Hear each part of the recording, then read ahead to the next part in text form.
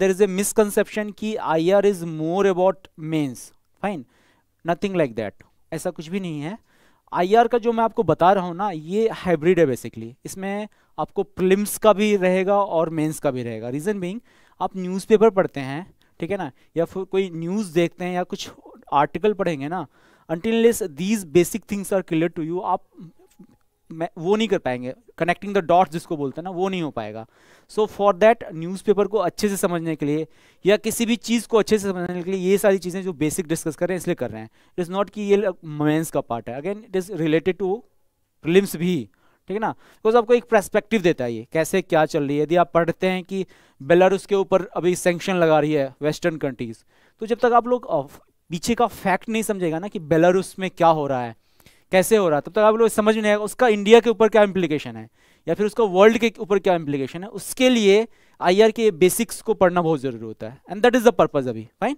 तो इसलिए हम लोग बेसिक्स छोटी छोटी शुरू में कर रहे हैं, and once we are done with the basics will carry forward with the relation with the India's neighbour और जो भी है वर्ल्ड का रिलेशन, फाइन। सो हमने अभी तक क्या क्या डिस्कस किया था, जस्ट ए क्विक रिकैप कल वाले क्लास का। So we have discuss the lebensraum. क्या होता है lebensraum? And those who are online, so I welcome you to all.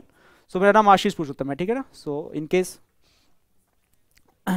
सो क्या होता है lebensraum? Exactly, it simply says कि state is a living entity, fine. और living entity है तो क्या होगा, हमेशा वो एक्सपेंड करेगी।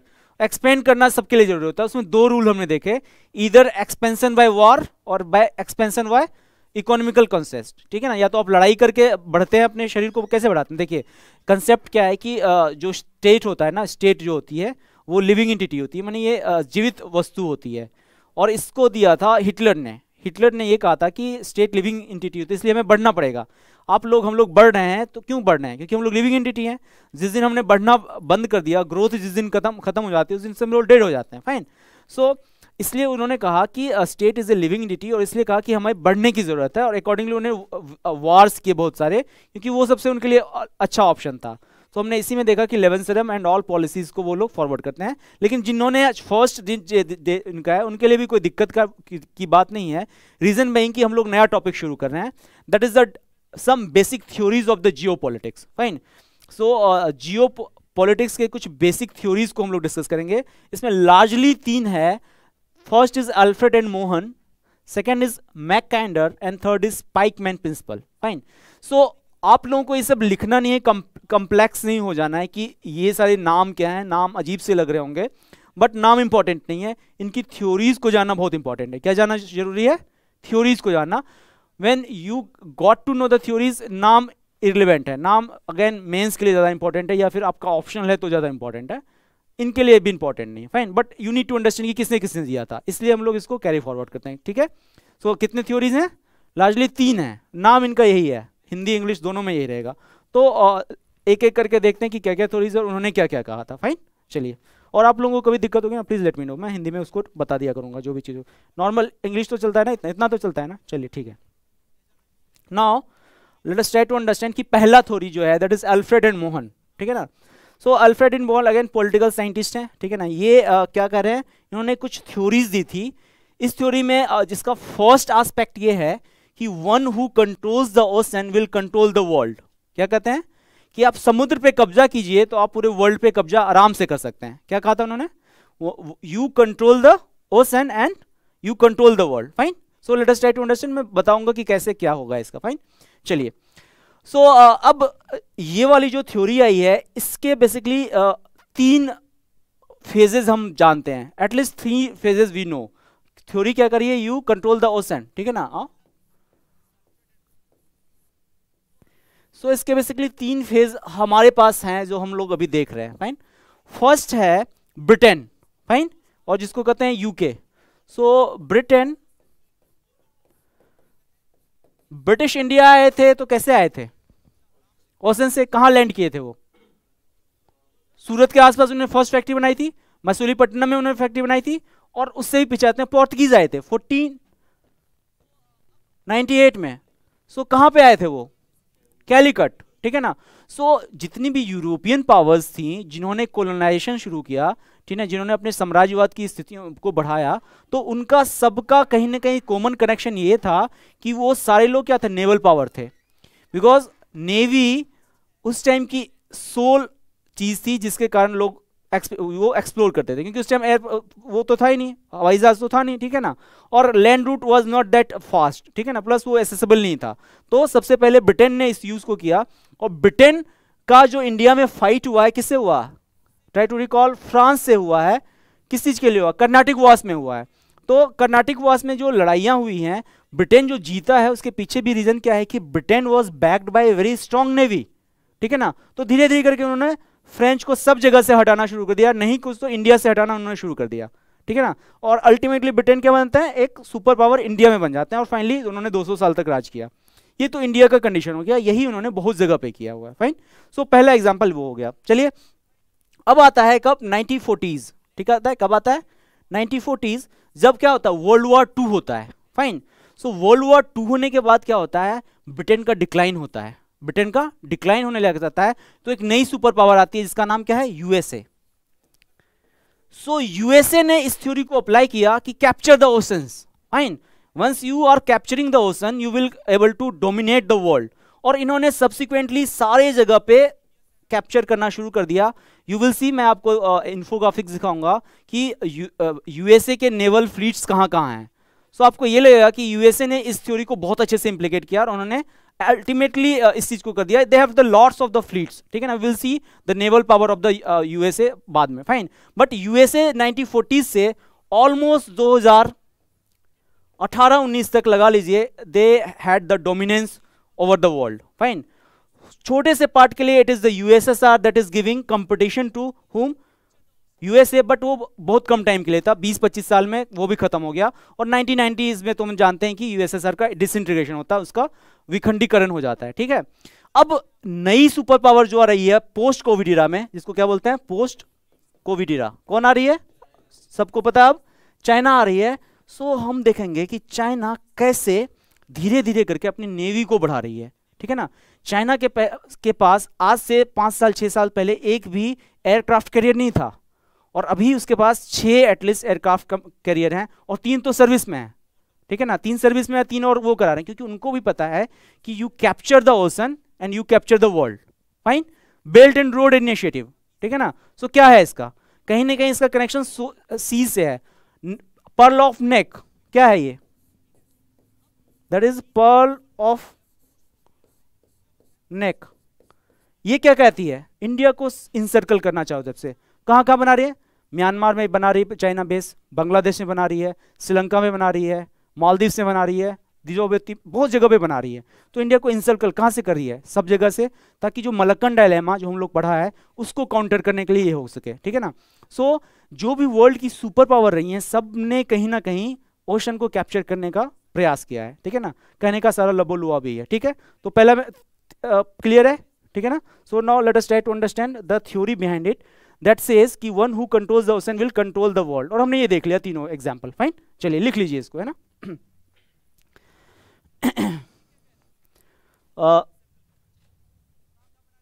यदि आप समुद्र पे कब्जा करते हैं तभी आप एक महाशक्ति बन सकते हैं, ठीक है, हिंदी के लिए।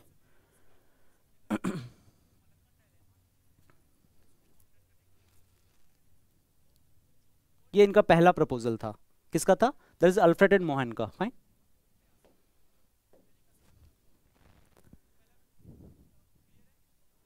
Miss you trust me I am the only one who is watching, तो अच्छा है ना, there is a supremacy of your. Thank you for the watching online as well,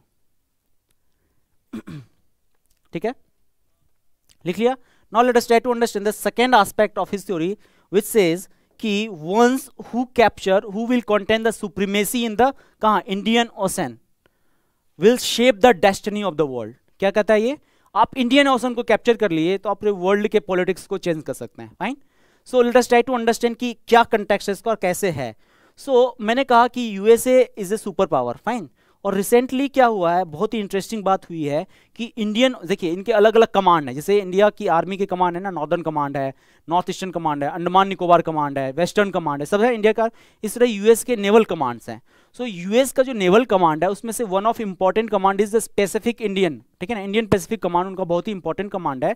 और इससे पहले इसको ये इंडियन पैसिफिक नहीं कहते थे, ये इनको सिर्फ पैसिफिक का नाम दिया करते थे। और ट्रंप जो आए, ट्रंप ने उस नाम को कर दिया इंडो पैसिफिक कमांड। क्या कर दिया? Indo Pacific command. सो यदि इंडो पैसिफिक करते हैं तो किसके सिग्निफिकेंस आपको दिख रहा है? इंडिया का एंड इंडियन ओशन का दिख रहा है। फाइन। सो यूएस ने भी इस चीज को रियलाइज किया और उन्होंने फोकस करना कहां शुरू कर दिया? इंडो पैसिफिक में, यानी कि कुछ इंडियन ओशन के पार्ट और कुछ पैसिफिक ओशन के पास, बिकॉज मोस्ट ऑफ द कहते हैं ट्रेड जो होता है या तो इंडियन ओशन से होता है या फिर प्रशांत महासागर से, that is we call Pacific Ocean. Fine. So उसने इसलिए उसने नई फ्लीट का नाम रखा क्या? Indo Pacific. अभी बाइडेन आए तो उन्होंने पहले ट्राई करने चेंज किया कि इसको हटा देते हैं, फिर से करते हैं इसको पैसिफिक कमांड, बट उनको उनके स्टडीज थिंक करने का नहीं, इंडिया का इंपॉर्टेंस बहुत ज्यादा है तो इसको इंडियन इंडो पैसिफिक ही कहते हैं। रीजन क्या है? कि चाइना का राइज हो रहा है और कल ही हमने डिस्कस किया था चाइना को यदि कोई काउंटर करने वाला कोई कंट्री है तो इंडिया ही है, बिकॉज हम लोग उससे नेक टू नेक कंपटीशन में हैं, ठीक है ना, पॉपुलेशन से लेके एन नंबर ऑफ द चीजों में हम उसके उनको कंपटीशन दे रहे हैं, ठीक है। सो सेकेंड थ्योरी भी प्रूफ हो गई। चलिए नाउ इन्होंने ये भी कहा था Indian Ocean is the key to 21st century world century, ठीक है ना, उन्होंने कहा था। Finally according to him if any country wants to become powerful it should have a powerful navy. Fine. So इसने लास्ट में ये कहा कि इतना काम करने के लिए आपको क्या चाहिए? बहुत ही पावरफुल नेवल फोर्स चाहिए आपकी। Fine. So we have seen कि सब ने ये काम किया है कि they have trying to strengthen their naval power. Fine. So वो क्या कर रहे हैं? अपनी नौसेना को काफी इंपॉर्टेंट हिस्से पे हर एक जगह इंस्टॉल कर रहे हैं। Now let us try to see कि इंडिया के क्या फुटप्रिंट्स हैं इंडियन ओशन में। पूरा वर्ल्ड कर रही है कि इंडियन ओशन इंपॉर्टेंट है, तो इंडिया क्या कर रही है? तो ये इन्फोग्राफिक्स आपको दिखाएगी कि इंडिया के फुटप्रिंट्स, नेवल फुटप्रिंट्स क्या हैं, कहां पे? अपने इंडियन ओशन में। सो कहीं से शुरू कर दीजिए, बांग्लादेश, ठीक है ना, बांग्लादेश में हमारा एयरफोर्स ऑलरेडी है वहां पे और हमारा नेवल बेस भी है वहां पे, ठीक है ना। So we are available in the Myanmar, Sittwe कहां बना रहे हैं हम लोग? म्यांमार में बना रहे हैं, ठीक है ना। सो थाईलैंड में हमारा इंपॉर्टेंस है, मलेशिया में है, सिंगापुर में, इंडोनेशिया में, ऑस्ट्रेलिया में है, अंडमान निकोबार में क्या है? ट्राई सर्विस अपना जो है, एक ही इंटीग्रेटेड सर्विसेज जो अपना है वो कहाँ है? अपना अंडमान निकोबार में। सीडीएस जिनकी अभी डेथ हुई उनका क्या सपना था? What was his actually role? Integration of army, air force and navy. Fine. और इंडिया में कहीं एक जगह इंटीग्रेशन है कहीं पे, तो it is the Andaman Nicobar, जहां पे हमारी आर्मी, एयरफोर्स और नेवी तीनों इकट्ठा होकर काम करती है, ठीक है ना। That is the whole command of India जहां पे वो काम करती है। रीजन क्या है इसका? What is the reason why Andaman Nicobar में ट्राई सर्विसेज इंटीग्रेशन है? आपको पता है, अब वी हैव डिस्कस दिस, क्यों है? सो मलक्का, मलक्कन डायमा हम लोग डिस्कस किया था, मलक्कन डायमा डिस्कस किया था ना? नहीं किया था, अच्छी कर लेंगे। फाइन। सो अभी के लिए जान लीजिए कि मलक्का स्टेट एक ऐसी स्टेट है बहुत ही नैरो स्टेट है, जैसे अपना चिकन नेक है ना, चिकन नेक समझते हैं ना अपने इंडिया का। सो सिलीगुड़ जो कैरिडोर है उसको चिकन नेक कहा जाता है, क्योंकि बहुत पतली स्ट्रिप है जिसको चाइना कभी भी आके ओवरटेक कर सकती है। तो चाइना के साथ भी ये दिक्कत है, चाइना का मोस्ट ऑफ द जो ट्रेड होती है वो मलक्का से होके जाती है, और मलक्का को हमने ब्लॉक कर दिया तो चाइना क्रिपल्ड हो जाएगी। फाइन। तो इसको कहा था Malacca, discuss as well. Fine. So हमारा अंडमान निकोबार में इसलिए ट्राई सर्विसेज है क्योंकि वहाँ पे तीनों चीज यूज कर सकते हैं और चाइना को क्या करने के लिए? क्रिपल करने के लिए। फाइन। इसलिए हमारा वहाँ ट्राई सर्विसेज है। कोको आइलैंड में है, श्रीलंका में है, मालदीव्स में है, डियागो गार्सिया में है, सेसिल्स में है, Madagascar, reunion island, Oman, UAE, Iran, हमारे सब जगह कहीं ना कहीं नेवल प्रेजेंस है, ठीक है ना। दैट सिंपली शोज कि यस, ये जो थ्योरी है इसके ऊपर इंडिया भी काम कर रही है, लेकिन अगेन इंडिया बहुत लेट इन्होंने काम करना शुरू कर दिया। तो जो एडवांटेज है वो इंडिया को नहीं है। किसको एडवांटेज है? या तो चाइना को एडवांटेज है या तो यूएसओ को एडवांटेज है। इंडिया को उतना एडवांटेज अभी तक इंडियन ओशन में नहीं है। Still we are trying to catch the situation, ठीक है ना। सो ये इंडिया का अभी फुटप्रिंट है, क्लियर, ठीक है ना। So now let us move to the next, that is role of navy. और मैंने कहा था कि नेवी के बारे में हम डिस्कस करेंगे। तो लास्ट थ्योरी क्या करी है कि यदि आपको इंडियन ओशन में हेजेमनी बनानी है तो आपको अपने नेवल फोर्स को बहुत बड़ा कराना पड़ेगा। फाइन, ठीक है ना। सो इसी के अकॉर्डिंग क्या है कि we will try to see a comparative analysis मैंने किया हुआ है कि पूरे वर्ल्ड में नेवी में किसके ज़्यादा औकात किसकी ज़्यादा है, किसका महत्व ज़्यादा है और किसने इसको अच्छे से कैटर भी किया है। So can we see United Nations के पास कितने नेवल फ्लीट है? 20 हैं, ठीक, कितने हैं? और इट इज हाईएस्ट, तभी तो यूएसए सबसे ज़्यादा हेजेमोनिक पावर है, ठीक है ना, उसका नेवल फ्लीट 20 है, that is more than sufficient, fine. So उनका फुटप्रिंट देखेंगे आप तो सब जगह है, विल सी आगे कि उनका फुटप्रिंट कहाँ कहाँ है, सब जगह ऑलमोस्ट, फाइन। उसके बाद किसका है, it is the France, that is quite important, France का भी बहुत ज़्यादा नेवल प्रेजेंस है, इसलिए फ्रांस का भी इंपॉर्टेंट है। Can you see the China, इनके 3 एयरक्राफ्ट कैरियर हैं जो भी अवेलेबल हैं। एयरक्राफ्ट कैरियर क्या होता है, एयरक्राफ्ट कैरियर नहीं, हवा से नहीं, अभी देखिए जो नहीं आता पूछ लिया कीजिए, मैं इतना बोल रहा था एयरक्राफ्ट कैरियर क्या आता है पूछ लिया, एग्जैक्टली। अभी देखिए आपका जो रफेल है उसकी लिमिटेशन है, ठीक है, आपका जो सुखोई है या फिर आपका जो मिराज है, ठीक है ना, इसकी लिमिटेशन है कितना ये चल सकता है, 200 kilometre, 250 kilometre, 500 kilometre, 1000 kilometre, that is the maximum, क्योंकि फ्यूल लगता है इसके ऊपर, ठीक है ना, फ्यूल लगेगा तो 1000 किलोमीटर के बाद इनको क्या वापस आना पड़ेगा, 1000 किलोमीटर रेंज ही है तो एटलीस्ट 500 किलोमीटर ही जा पाएंगे, 500 में भी से 2 मतलब फुला टंकी फुल तो कभी कोई नहीं करता ना, ये तो पता है फिजिक्स है कि टंकी फुल नहीं होती, फाइन, क्योंकि हो गए तो उसके ऊपर इश्यूज आ जाएंगे, तो टंकी थोड़ा सा कम ही रखा जाता है। तो यदि 1000 किलोमीटर यदि रफाल का रेंज है तो वो कितना मैक्स जा सकती है, 500 किलोमीटर, क्योंकि आना भी तो पड़ेगा। तो यदि रफाल की ही रेंज 500 किलोमीटर तो इससे कम ही है, हमारा सुखोई मिराज वगैरह की तो कम ही है, तो क्या होता है उसके लिए यदि हमें नेवी में ऑपरेशन करना है तो अपने बाउंड्री के 1000 किलोमीटर ही जा सकते हैं, 1000 क्या 500 ही जा सकते हैं इनफैक्ट, फाइन। सो 500 से ऊपर बियॉन्ड जाना हो तो हमें कुछ ऐसा प्लेटफॉर्म चाहिए जिसपे एयरक्राफ्ट रहे और वहां से उड़ के चला जाए, तो वो पॉसिबल नहीं है कि हर एक जगह हम लोग जा सकें, उसके लिए क्या करते हैं एक बड़ा सा शिप रखते हैं जिसको क्या कहते हैं एयरक्राफ्ट कैरियर। इंडिया का कौन सा है, INS विक्रांत, ठीक है ना, INS विक्रांत अभी बनने वाला विक्रमादित्य आई गेस है, और विराट जो था वो आउटडेटेड हो गया, जिन्होंने 1971 में काफी इंपॉर्टेंट रोल निभाया था, नाम शायद ऊपर नीचे हो सकता है, आई एम नॉट श्योर, ठीक है ना, लेकिन नाम 3-4 यही हैं। एंड अभी इंडिया के पास सिर्फ एक जो है वो फंक्शनल है, ठीक है ना, और अभी एक दूसरी बनने वाली है और तीसरा पाइपलाइन में है, तो इंडिया के पास टोटल 3 होने वाला है।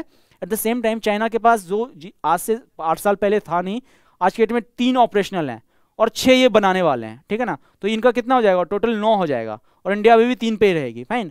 So that shows actually cloud of the navy, and that's why आप देखिए जो भी इंपॉर्टेंट वर्ल्ड पावर है उनके पास उनकी नेवी बहुत स्ट्रांग है, एंड यूएस जो वर्ल्ड पावर सुपर पावर है बोलते हैं, सुपर पावर उनका बने हैं तभी, क्यों बने हैं, क्योंकि उनके पास नेवल फ्लीट बहुत ज्यादा है, फाइन। क्या कहते हैं नेवी, नेवल सील, सील क्या होता है, उनकी जैसे मरीन कमांडोज मार्कोज अपने होते हैं ना, उनकी सील होती हैं। किस इस पर जो अटैक किया था ओसामा के ऊपर किसने किया था, ओसामा के ऊपर जो यूएस ने अटैक किया था उनकी कौन सी फोर्स थी, सील कमांडोज ही तो थे, largely it was led by seal commandos, क्योंकि उनको कैरी कहीं पे करवा देते हैं वो, आपने एक बड़ा सा एयरक्राफ्ट लिया उस पर सील कमांडोज भरे और कहीं पे जाके कहीं से ऑपरेशन करा दिया, fine. That is the purpose of having a strong navy. और अल्फ्रेड अपना इनका कहना था, क्या कहते हैं अल्फ्रेड एंड मोहन का, कि you keep a powerful navy so you will become world power, ठीक है ना। अभी क्लियर है ये वाला थ्योरी, ये क्लियर है। सो इसलिए डू यू थिंक कि India need to invest more on the navy rather than focusing upon the army, क्या लगता है आपको? आपके पास यदि चॉइस हो कि किसको डेवलप करना है, आर्मी को, नेवी को और एयरफोर्स को, तो आप किसको प्रिफर करेंगे यदि इस थ्योरी को लिया जाए? नेवी को होगा, ठीक है ना। Again it is not fix, but इस थ्योरी के अकॉर्डिंग नेवी पे भी ध्यान देना पड़ेगा, बट जनरली इंडिया नेवी पे उतना ध्यान नहीं दे रही है, जनरली नहीं दे रही है, ठीक है ना। सो हम आप लोग नेवी पे ध्यान नहीं देंगे तो क्या होगा, हम लोग फोकस करते रहेंगे किसके ऊपर, एयर पावर के ऊपर, और धीरे से चाइना क्या करेगी, हम लोगों को चारों तरफ से इनसर्कल कर लेगी। That's why it is recommended that India should focus equally on the naval power, fine. और ऑफ लेट इंडिया ने स्टार्ट भी कर दिया, अब ये खुद से बना रहे हैं, प्लस कुछ परचेज भी कर रहे हैं, और हमारी फ्लीट बढ़ती जा रही है धीरे धीरे। सी हॉक हेलीकॉप्टर अभी जस्ट हमने किससे लिया है, यूएसए से लिया है, फाइन। सो इस टाइप का काम करते जा रहे हैं ताकि हमारा नेवल प्रेजेंस बढ़ता जाए, और नेवल फुटप्रिंट बढ़ेगा तो क्या होगा, उसका इकोनॉमी पे भी असर पड़ेगा, क्योंकि आपकी नेवी का इकोनॉमी से रिलेशन है। आपकी इकोनॉमी तभी अच्छी होगी क्योंकि आपका भी तो इतना कितना हमारा दैट बाउंड्री, आपकी जो बाउंड्री है, जो जिसको कहते हैं कोस्टल बाउंड्री, कितनी किलोमीटर की है? 7,500 किलोमीटर आपकी लॉन्ग सिर्फ क्या है, नेवल बाउंड्रीज, और इसको कहते हैं कोस्टल बाउंड्री है। तो इतने बड़े बाउंड्री को बचाने के लिए क्यों 2611 हुआ था हमारे ऊपर, ठीक है ना, क्योंकि हमारी नेवल प्रेजेंस उतना तगड़ा नहीं था, हमने कभी ध्यान ही नहीं दिया अपनी नेवल बाउंड्रीज के ऊपर, तो 2611 हो जाएगा और आगे भी होता रहेगा, फाइन। जब तक हम लोग ध्यान नहीं दे रहे हैं। That's why it is suggested that कि even to counter China it is very important to have a strong navy, because China को आप आर्मी से काउंटर नहीं कर सकते, उनका पॉपुलेशन ज़्यादा है, मॉडर्न ज़्यादा है, ठीक है ना। एयरफोर्स से भी नहीं कर सकते क्योंकि फ्लीट दिखाऊंगा आपको उनका बहुत ज़्यादा है, एयरफोर्स का फ्लीट उनका बहुत ज़्यादा है, इंडिया से 3-4 टाइम बड़ा है। तो नेवी है जहाँ उनको नेक टू नेक कंपटीशन दे सकते हैं, और उनका चोक भी कर सकते हैं कहाँ, इस मलक्का वाले एरिया में, जिससे वो हमेशा डरते हैं। उनको कहता है चाइनीज़ मलक्का डायलेमा, फाइन, क्योंकि उनको लगता है जिस दिन इंडिया ने चोक कर दिया उस दिन हमारा सब कुछ क्रिपल्ड हो जाएगा, हमारा बिजनेस खत्म हो जाएगा। 70 से 80% चाइना का जो बिजनेस होता है स्टेट ऑफ मलक्का से ही होकर जाता है, उनकी नेवल मूवमेंट जो होता है वो स्टेट ऑफ मलक्का से ही होकर जाता है। और आपने बस एक एयरक्राफ्ट कैरियर लगा दिया वहाँ पे, और 1516 मिग 29 MKI है ना इंडिया का, MKI, ठीक है ना, दैट इज मिग 29 जो इनका नेवल वर्जन है। आपने 5-6 मिग 29 MKI चला दिया तो इंडिया चाइना अपने घुटनों पे आ जाएगा। That's why to increase the naval power is very important, ठीक है ना, इसलिए इसकी महत्व है। फाइन, चलिए now let's try to understand the next theory. इसका क्लियर है सारा, क्लियर है सारा? अच्छा नोट कर लीजिए, तब तक मैं पानी पी लेता हूँ पीछे, ये कर लीजिए। आप लोग भी हिंदी में जिसको लिखना है मैं बता दूंगा, ठीक है ना। हिंदी में लिख लेंगे कि बता दूं? लिख लेंगे ना।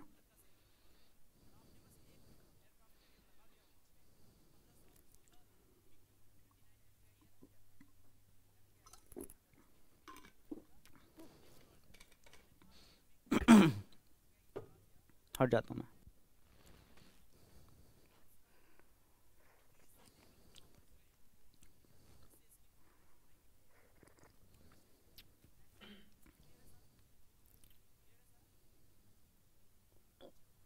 रॉबर्ट ओनील होशू टमोमा, अच्छा नाम तो मुझे पता नहीं है।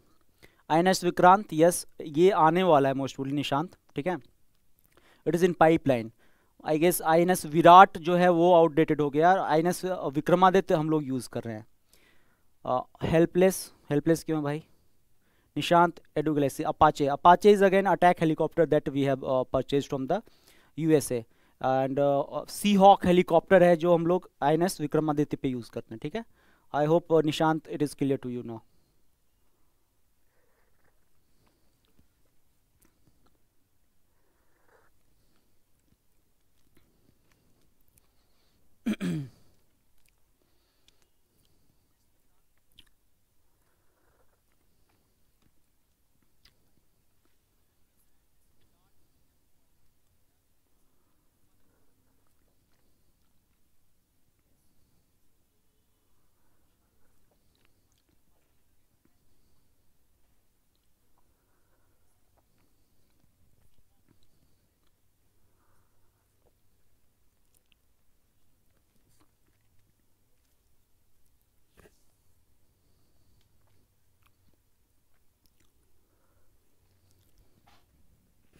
लिख लिया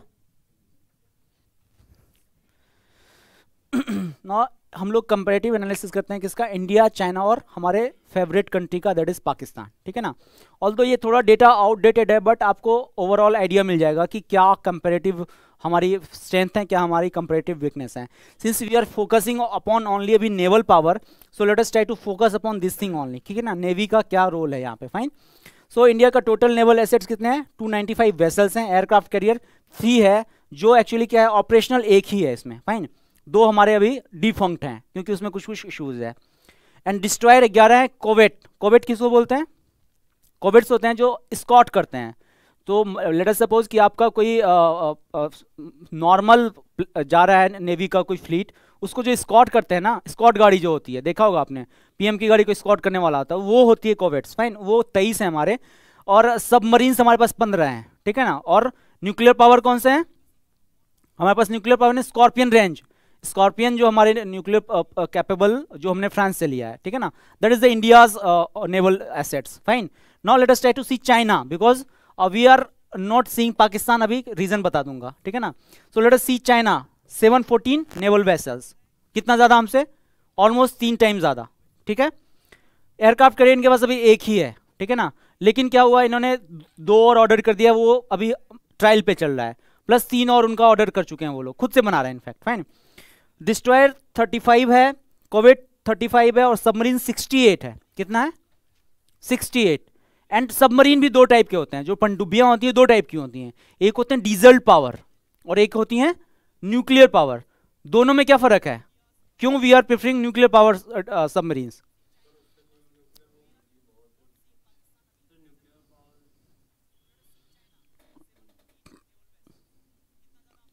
न्यूक्लियर पावर डजंट मीन कि उसमें न्यूक्लियर एनर्जी होगी, वो कुछ और है। मतलब एग्जैक्टली रीजन इसका क्या, दो रीजन है एक्चुअली। देखिए दो टाइप का सबमरीन होता है, एक होगा सबमरीन जिसको पनडुब्बी बोलते हैं। सो कन्वेंशनली दो टाइप का होता है, that is diesel power and nuclear power. So diesel power की क्या कमी है, पहला तो डीजल चाहिए होगा, फाइन, डीजल चाहिए होगा तो इससे क्या होगा, पोल्यूशन होगा, पोल्यूशन होगा तो इससे वाइब्रेशन भी ज़्यादा होगा। जनरली डीजल की गाड़ियाँ वाइब्रेट ज़्यादा करती हैं, आपने देखा होगा, और पेट्रोल की गाड़ियाँ कम वाइब्रेट करती हैं, फाइन। तो इसका जो फुटप्रिंट है, रडार है, ये जल्दी आ जाते हैं निशाने पे, फाइन। रडार यदि जल्दी निशाने पे आ जाएंगे तो क्या होगा, इनको हिट करना भी बहुत ईजी हो जाएगा, fine. Try to remember INS Khukri, ठीक है ना, इंडिया की एक सबमरीन थी, दैट इज INS, एक शिप था INS खुखरी, उसको डिस्ट्रॉय कर दिया गया था। And there is a lot of such example जहाँ पे submarines are very vulnerable, those who are diesel powered. Not only that, diesel power submarine को क्या करना होता है, ऑक्सीजन लेने के लिए बार बार ऊपर आना होता है सरफेस पे, क्योंकि अंदर में भी कुछ कुछ चल रहा है, बहुत सारे लोग बैठे हुए हैं और ऑक्सीजन की कैपेसिटी लिमिटेड है। नीचे तो ऑक्सीजन है नहीं, नीचे चल रहे होते हैं तलहटी के आसपास, वहाँ पे ऑक्सीजन नहीं है, तो बार बार उनको ऊपर आना पड़ता है। और जैसे ही ऊपर आएंगे, रडार के निजार में आएंगे या फिर आप एक्सपोज भी हो जाएंगे, तो आपको टारगेट करना बहुत ईजी हो जाता है, ठीक है। सो ये होगा डीजल का। At the same time there are nuclear powered submarine. इसकी क्या खासियत होती है, पहला तो एनर्जी, एनर्जी के लिए इनको डिपेंडेंट नहीं रहना पड़ेगा, प्लस इनको ऊपर आने की जरूरत भी नहीं होती, क्योंकि एनर्जी से ये क्या करते हैं, ऑक्सीजन अंदर अंदर ही बना लेते हैं। But at the same time it is not possible for the diesel powered submarine to make oxygen for a limited period of time भी कर सकते हैं, बार बार इनको ऊपर आना पड़ता है, और ये काफी टाइम तक नीचे नीचे रख के पूरे वर्ल्ड का चक्कर लगा सकते हैं। दैट्स वाई आज के डेट में nuclear powered submarines are preferred by the world, fine. और इंडिया के पास भी है, स्कॉर्पियन क्लास का है, जो हमने फ्रांस से इंपोर्ट किया हुआ है, फाइन, ठीक है। चलिए, आप लोगों को समझ में आ रहा है ना, ठीक है ना, समझ में आ रहा है ना, चलिए। सो that is the comparative analysis between again India and China. और पाकिस्तान का मैंने बाद में इसलिए बोला था बिकॉज पाकिस्तान की naval presence is not significant for India. Do you know कि 1971 में हमने कराची के पूरे बंदरगाह को डिस्ट्रॉय कर दिया था। So we have attacked the Karachi का पोर्ट और हमने बुरी तरह उनको डिस्ट्रॉय कर दिया था, we have given them bloody nose during 1971 का वॉर, फाइन। सो इसलिए वो उतनी पावरफुल भी नहीं है। उसी में PNS गाजी अटैक हुआ था, if you know the story, PNS गाजी एक मूवी भी है। सो पाकिस्तान नेवल फोर्स का एक है PNS गाजी, जिसको हमने डिस्ट्रॉय कर दिया था। नॉट ओनली दैट, क्या कहते हैं, उनका एक और था, दैट इज PNS जुल्फिकार, ठीक है ना। सो जुल्फिकार को तो फ्रेंडली फायर में उन्होंने अपने मार दिया, डर के मार दिया था। So these are few stories, that's why मैं कहता हूँ कि Pakistan is not important, India now it's high time to focus upon the China, fine. So high time to focus on China. आप चाइना को फोकस करेंगे तो नाउ वैसे भी पाकिस्तान इज बिकम क्या, उनका स्टेट बन रहा है, दैट्स उनका एक्सटेंडेड स्टेट बन रहा है, उनका सब्सिडरी स्टेट बन रहा है। सो आप you control the China, Pakistan will be controlled ultimately, fine. So हमारा कंपटीशन किससे होना चाहिए, चाइना से होना चाहिए। चलिए, Now let us try to understand the next theory that Alfred and Mahan का एक कंटिन्यूड है, ठीक है ना। चाइना इंडिया, तो हाँ, एक बहुत ही इंपॉर्टेंट है कि इंडिया को अभी तक क्या कहा जाता था, of late India was known as a sea blind country. क्या बोलते हैं, सी ब्लाइंड कंट्री। इसका मतलब exactly, so let us try to understand why India is known as the sea blind country, ठीक है। तो इसके लिए हमें समझना होगा इंडिया का ज्योग्राफिकल लोकेशन क्या है, हमारा कहाँ है, हम पूरे वर्ल्ड में, वो तो है, we are into the which part of the continent, middle में ऑलमोस्ट, थोड़े से डीप साउथ, ठीक है ना। तो इसलिए हमारा climatic condition is tropical, more tropical, fine. So हमारे कितनी है नेवल बाउंड्री, कितनी है, वी हैव डिस्कस अभी तुरंत 500 किलोमीटर्स, फाइन। और इतना हमारा एक्चुअली एक्सपोज भी है, फाइन। तो जनरली ये माना जाता है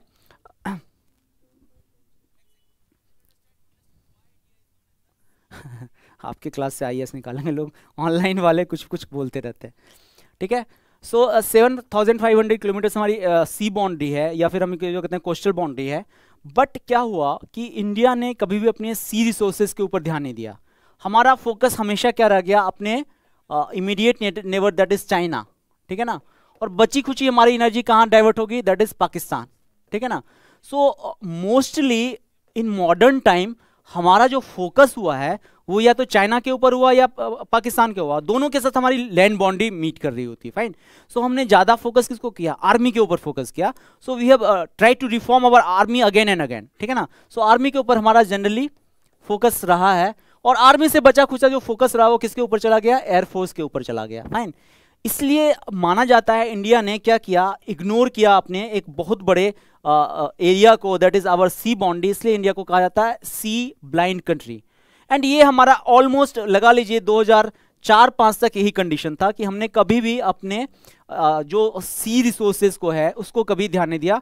सी इज अ रिच रिसोर्स, उसमें आपको प्रोटीन मिलता है, उसमें आपको न्यूट्रिएंट मिलती हैं, fine. Sea foods are quite famous nowadays, तो इसलिए कहा था कि blue economy, that will discuss as well, fine. So हमने एक बड़े लार्ज चंक को हमने इग्नोर कर दिया, बिकॉज हमें आपस क्या कहते हैं कि कहते हैं ना कि हम इमीडिएट थ्रेट को देखते हैं, लॉन्ग थ्रेट को नहीं दे सकते। दैट्स वाई इंडिया के लिए बोला जाता है कि स्ट्रेटेजिक डेप्थ नहीं है इंडिया में, टैक्टिकल डेप्थ है बट स्ट्रेटेजिक डेप्थ नहीं है। टैक्टिकल में शॉर्ट टर्म हम इश्यूज देख रहे हैं कि हमारा इश्यूज है चाइना के साथ, तो आर्मी का मॉडर्नाइजेशन कर रहे हैं, इंटीग्रेशन कर रहे हैं, सब कुछ कर रहे हैं, बट हमने सी को इग्नोर करना शुरू किया। But it was not the condition, पहले इंडिया का ऐसा कंडीशन नहीं था। कहते हैं ना एंशिएंट विजडम ऑलवेज वर्क, और इंडिया जो पुराने टाइम में थी वो सी ब्लाइंड नहीं थी। Nowadays we are known as the sea blind, ठीक है ना, सी ब्लाइंड। बट पहले इंडिया सी ब्लाइंड नहीं थी। जस्ट ट्राई टू रिकॉल, आपको अभी भी पता होगा क्या, इंडोनेशिया की जो एयर लाइन है उसका ऑफिशियल नाम क्या है, इससे इंडिया का एयर इंडिया है, इंडोनेशिया का क्या है नहीं लुफ्तांसा तो या उधर जर्मनी उर्मनी का, गरुड़। गरुड़ कौन है, पक्षी है, लेकिन हिंदू मैथोलॉजी या हिंदू रिलीजन में उनकी क्या विशेषता है, देव किसके किसके, महाभारत के नहीं, मतलब आप लोग फिर विष्णु के, विष्णु का वाहन गरुड़ है, फाइन। सो मैं कहना ये चाहता हूँ आपको, ठीक है ना, कि इंडोनेशिया, कंबोडिया या आप साउथ ईस्ट एशियन कंट्रीज जाइए, इवन आप म्यांमार जाइए, तो वहाँ पे इंडिया का पहले बहुत स्ट्रॉन्ग प्रेजेंस था। इंडिया का प्रेजेंस ऐसे था कि चोलाज हुआ करते थे, फाइन। क्या होते थे, चोलाज, चोला एम्पायर था। चोला एम्पायर के पास बहुत स्ट्रॉन्ग नेवी थी, because they have realize this importance of the seas, and उन्होंने क्या किया था, एक स्ट्रॉन्ग नेवल फ्लीट तैयार किया था, और उसी के अकॉर्डिंग क्या करते, वो अटैक करते थे कहाँ पे, आसियान के ऊपर, जो आज के डेट का आसियान है, इसके ऊपर बार बार अटैक करते थे। तो उन्होंने ऑलमोस्ट आसियान को अपने अंदर ले लिया था। सो विच हिंदू, सबसे बड़ा हिंदू मंदिर कहाँ है पूरे वर्ल्ड में, यूपीएससी में क्वेश्चन आया हुआ, ये भारत में नहीं है, इंटरेस्टिंग है ये। So it will be your work as well, try to Google Porbandar का मंदिर, फाइन। और दूसरा ट्राई टू रिकॉल, एक और मंदिर है that is in Cambodia, it will be your work to find out कि पूरे वर्ल्ड का, क्योंकि मैं बता दूंगा तो आपको याद नहीं रहेगा, ठीक है ना, भूल जाएंगे, आप खुद से मेहनत करेंगे तो आपको याद रहेगा। So try to recall Porbandar का मंदिर plus try to recall Cambodia का मंदिर, ठीक है ना। सो गूगल ये करना वर्ल्ड्स लार्जेस्ट हिंदू मंदिर, तो आपको दो आएगा, दोनों का दौरा जो क्रेडिट जाता है because of the Cholas. Cholas ने क्या किया था कि एक्सपेंशन करना शुरू किया था, और इंडिया के कल्चर को साउथ ईस्ट एशियन कंट्रीज में पहुंचाना शुरू कर दिया था, चाइना तक पहुंचा दिया था। ओनली किसके हेल्प से, नेवी के हेल्प से, क्योंकि उनकी नेवी बहुत स्ट्रांग थी, फाइन। उसके बाद आता है आती है कहानी किसकी, अपने याद कीजिए, टीपू सुल्तान का नाम सुना है। सो टीपू सुल्तान का एक जो क्रेडिट जाता है, एक बहुत बड़ा क्रेडिट जो जाता है वो ये जाता है कि Tipu Sultan was a person who also realize the importance of the navy, और उन्होंने एक्चुअली 3 नेवल डॉकयार्ड बनाने की भी बात करी थी। कितनी, 3 नेवल डॉकयार्ड, ठीक है ना। हालांकि ये उनका पूरा नहीं हो पाया था सपना, और पूरा नहीं हो पाया तो क्योंकि उनकी 1799 में उनकी डेथ हो जाती है श्रीरंगपट्टनम में, फाइन, ठीक है ना। सो उनका ये सपना अधूरा, but he also realize the importance of the sea. कहने का सारा लबोलुआब ये है कि yes we are at present, we were at present sea blind country, but it is not that we were sea blind country. So हमने अपनी खुद के इंपॉर्टेंस को उतनी महत्वता नहीं दी, और धीरे धीरे करके हम लोग ना नेवल पावर के ऊपर ध्यान नहीं देना बंद कर दिया, जिसके कारण क्या होगा, आसियान वगैरह अलग हो गया हमसे, और आसियान वगैरह में अलग कल्चर हो गया, सब कुछ अलग हो गया। But still you will see Ramayana, Indonesia में अभी भी रामल्ला खेला जाता है, वहाँ पे रामायण की भी स्टोरीज होती हैं, गरुड़ इज देयर, और बड़े बड़े हिंदू मंदिर हैं वहाँ पे, रीजन यही कि हमने वहाँ पे कॉन्क्वेस्ट किया, पहुँचाया अपनी चीज़ों को, फाइन। सो इसलिए नेवी की प्रेजेंस इसलिए भी इंपॉर्टेंट होती है। नॉट ओनली दैट, क्या होता है कि बाद में हम इन सब चीज़ों को रियलाइज़ किया कि हमारी नेवी का कितना इंपॉर्टेंस है, और हम लाते हैं एक नई पॉलिसी जिसका नाम शायद आप लोग जानते होंगे। क्या नाम है इसका? सागर। क्या है सागर? सागर क्या है? क्या पॉलिसी? What it says? कब आई थी? किसने लाया था? लंप सम में बताइए। मैं 3 टाइम लाइन देता हूं आपको, 2004 में, 2009 में, 2018 में। कब आई थी? नहीं आई थी। मोदी जी का ये विजन है, तो 2014 के बाद ही आएगा, ठीक है ना। सो लंप सम में उस टाइम ही आया। टाइमलाइन अगेन इंपॉर्टेंट नहीं है। कहने का मतलब है कि now we have realize the importance of what navy और आवर इमीडिएट नेबर, क्योंकि अल्फ्रेड एंड नोवेन भी यही कह रहे हैं, फाइन। इसलिए हम लोगों ने ये लाया SAGAR. We will see what is the SAGAR, but उससे पहले let us try to understand the concept of SAGAR actually stand for the security and growth for all in the region. क्या होता है? Security and growth for all the region. Blue economy क्या होती है? Concept सबका related है। सागर का concept related is blue economy. क्या होती है? Anyone who is online, if you know what is meaning of blue economy?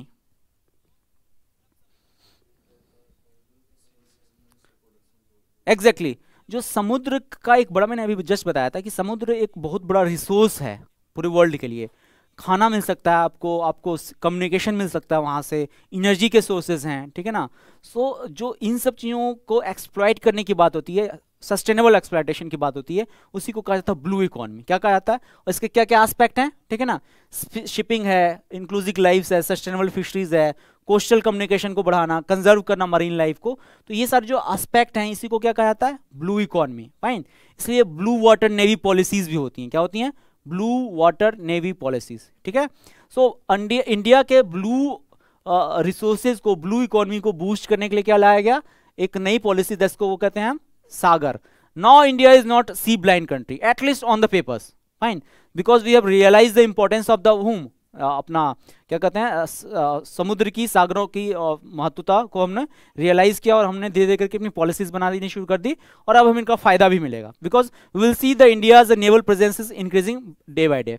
Now let us try to understand कि चाइना का मलक्का डायलेमा क्या है, जो मैं बार बार आपको बोल रहा था, फाइन। सो मलक्का देख रहे हैं आप, एक नैरो स्ट्रिप है, मलेशिया और सिंगापुर, ये सिंगापुर ही है ना, सिंगापुर और मलेशिया के बीच में एक नैरो स्ट्रिप है, पतली सी स्ट्रिप है, जिससे चाइना का मोस्ट ऑफ द कम्युनिकेशन होके जाता है। चाइना अपना जो सी लेन ऑफ कम्युनिकेशन होता है ना, जिससे जाते हैं, fine. Sea lane of communication में 2 एस्पेक्ट होते हैं, जो एक आर्म एस्पेक्ट होता है, एक जो नॉन आर्म एस्पेक्ट होता है। आर्म्ड एस्पेक्ट हो गया जिसमें आप अपनी नेवीज को चलाते हैं, ठीक है ना। नॉन आर्म्ड हो गया जहाँ पे अपने बिजनेस को चलाते हैं, फाइन। सो उन दोनों को करने के लिए एक नैरो स्ट्रिप का यूज करती है चाइना, जिसको कहते हैं Malacca.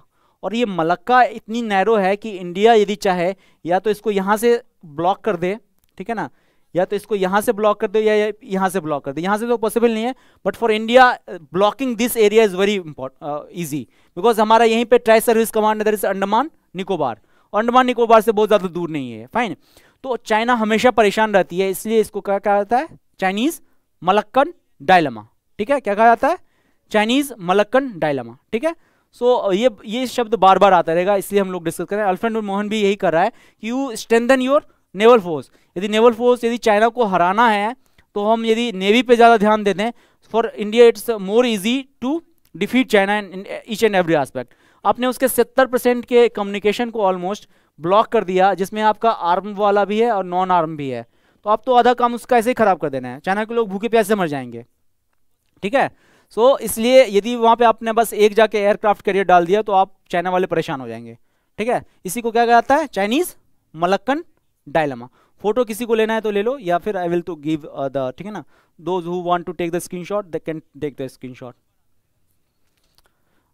Mohammad Sahil is saying the economy based on water, या बेस्ड ऑन वाटर, बेस्ड नहीं, based on water, it is based, most correct Mohammad Sahil, ठीक है।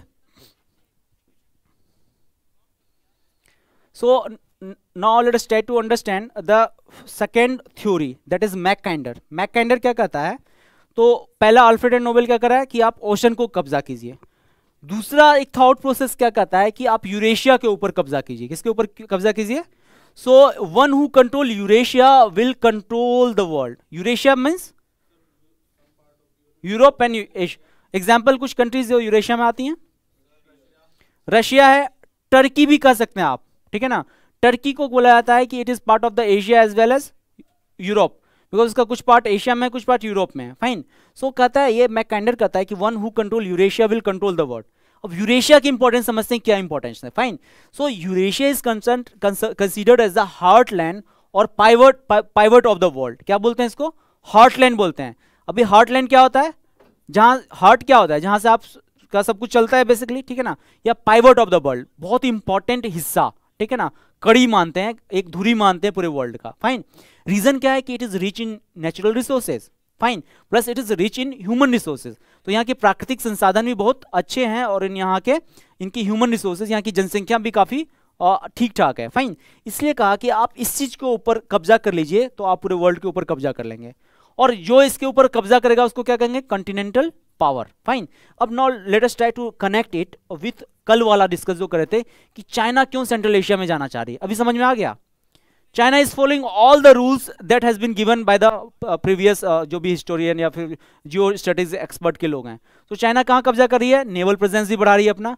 चाइना कहाँ कब्जा कर रही है? बेल्ट एंड रोड इनिशिएटिव जो हो रही है वो सेंट्रल एशिया तो ही के जा रहे. अफगानिस्तान में उन्होंने क्यों इतना कांड कराया? क्योंकि उनको सेंट्रल एशिया जाना है.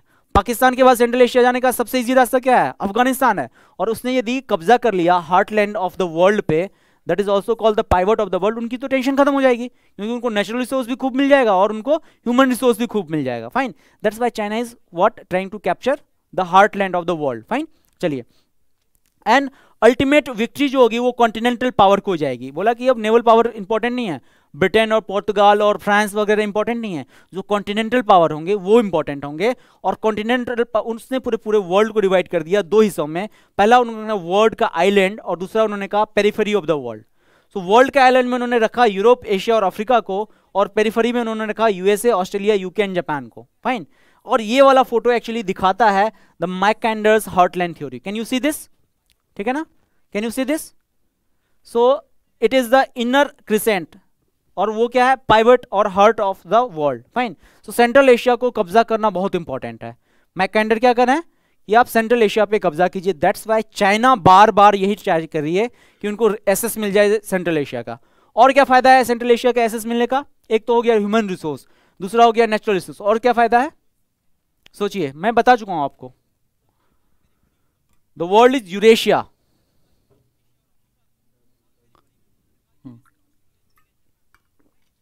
What are benefit of controlling Central Asia?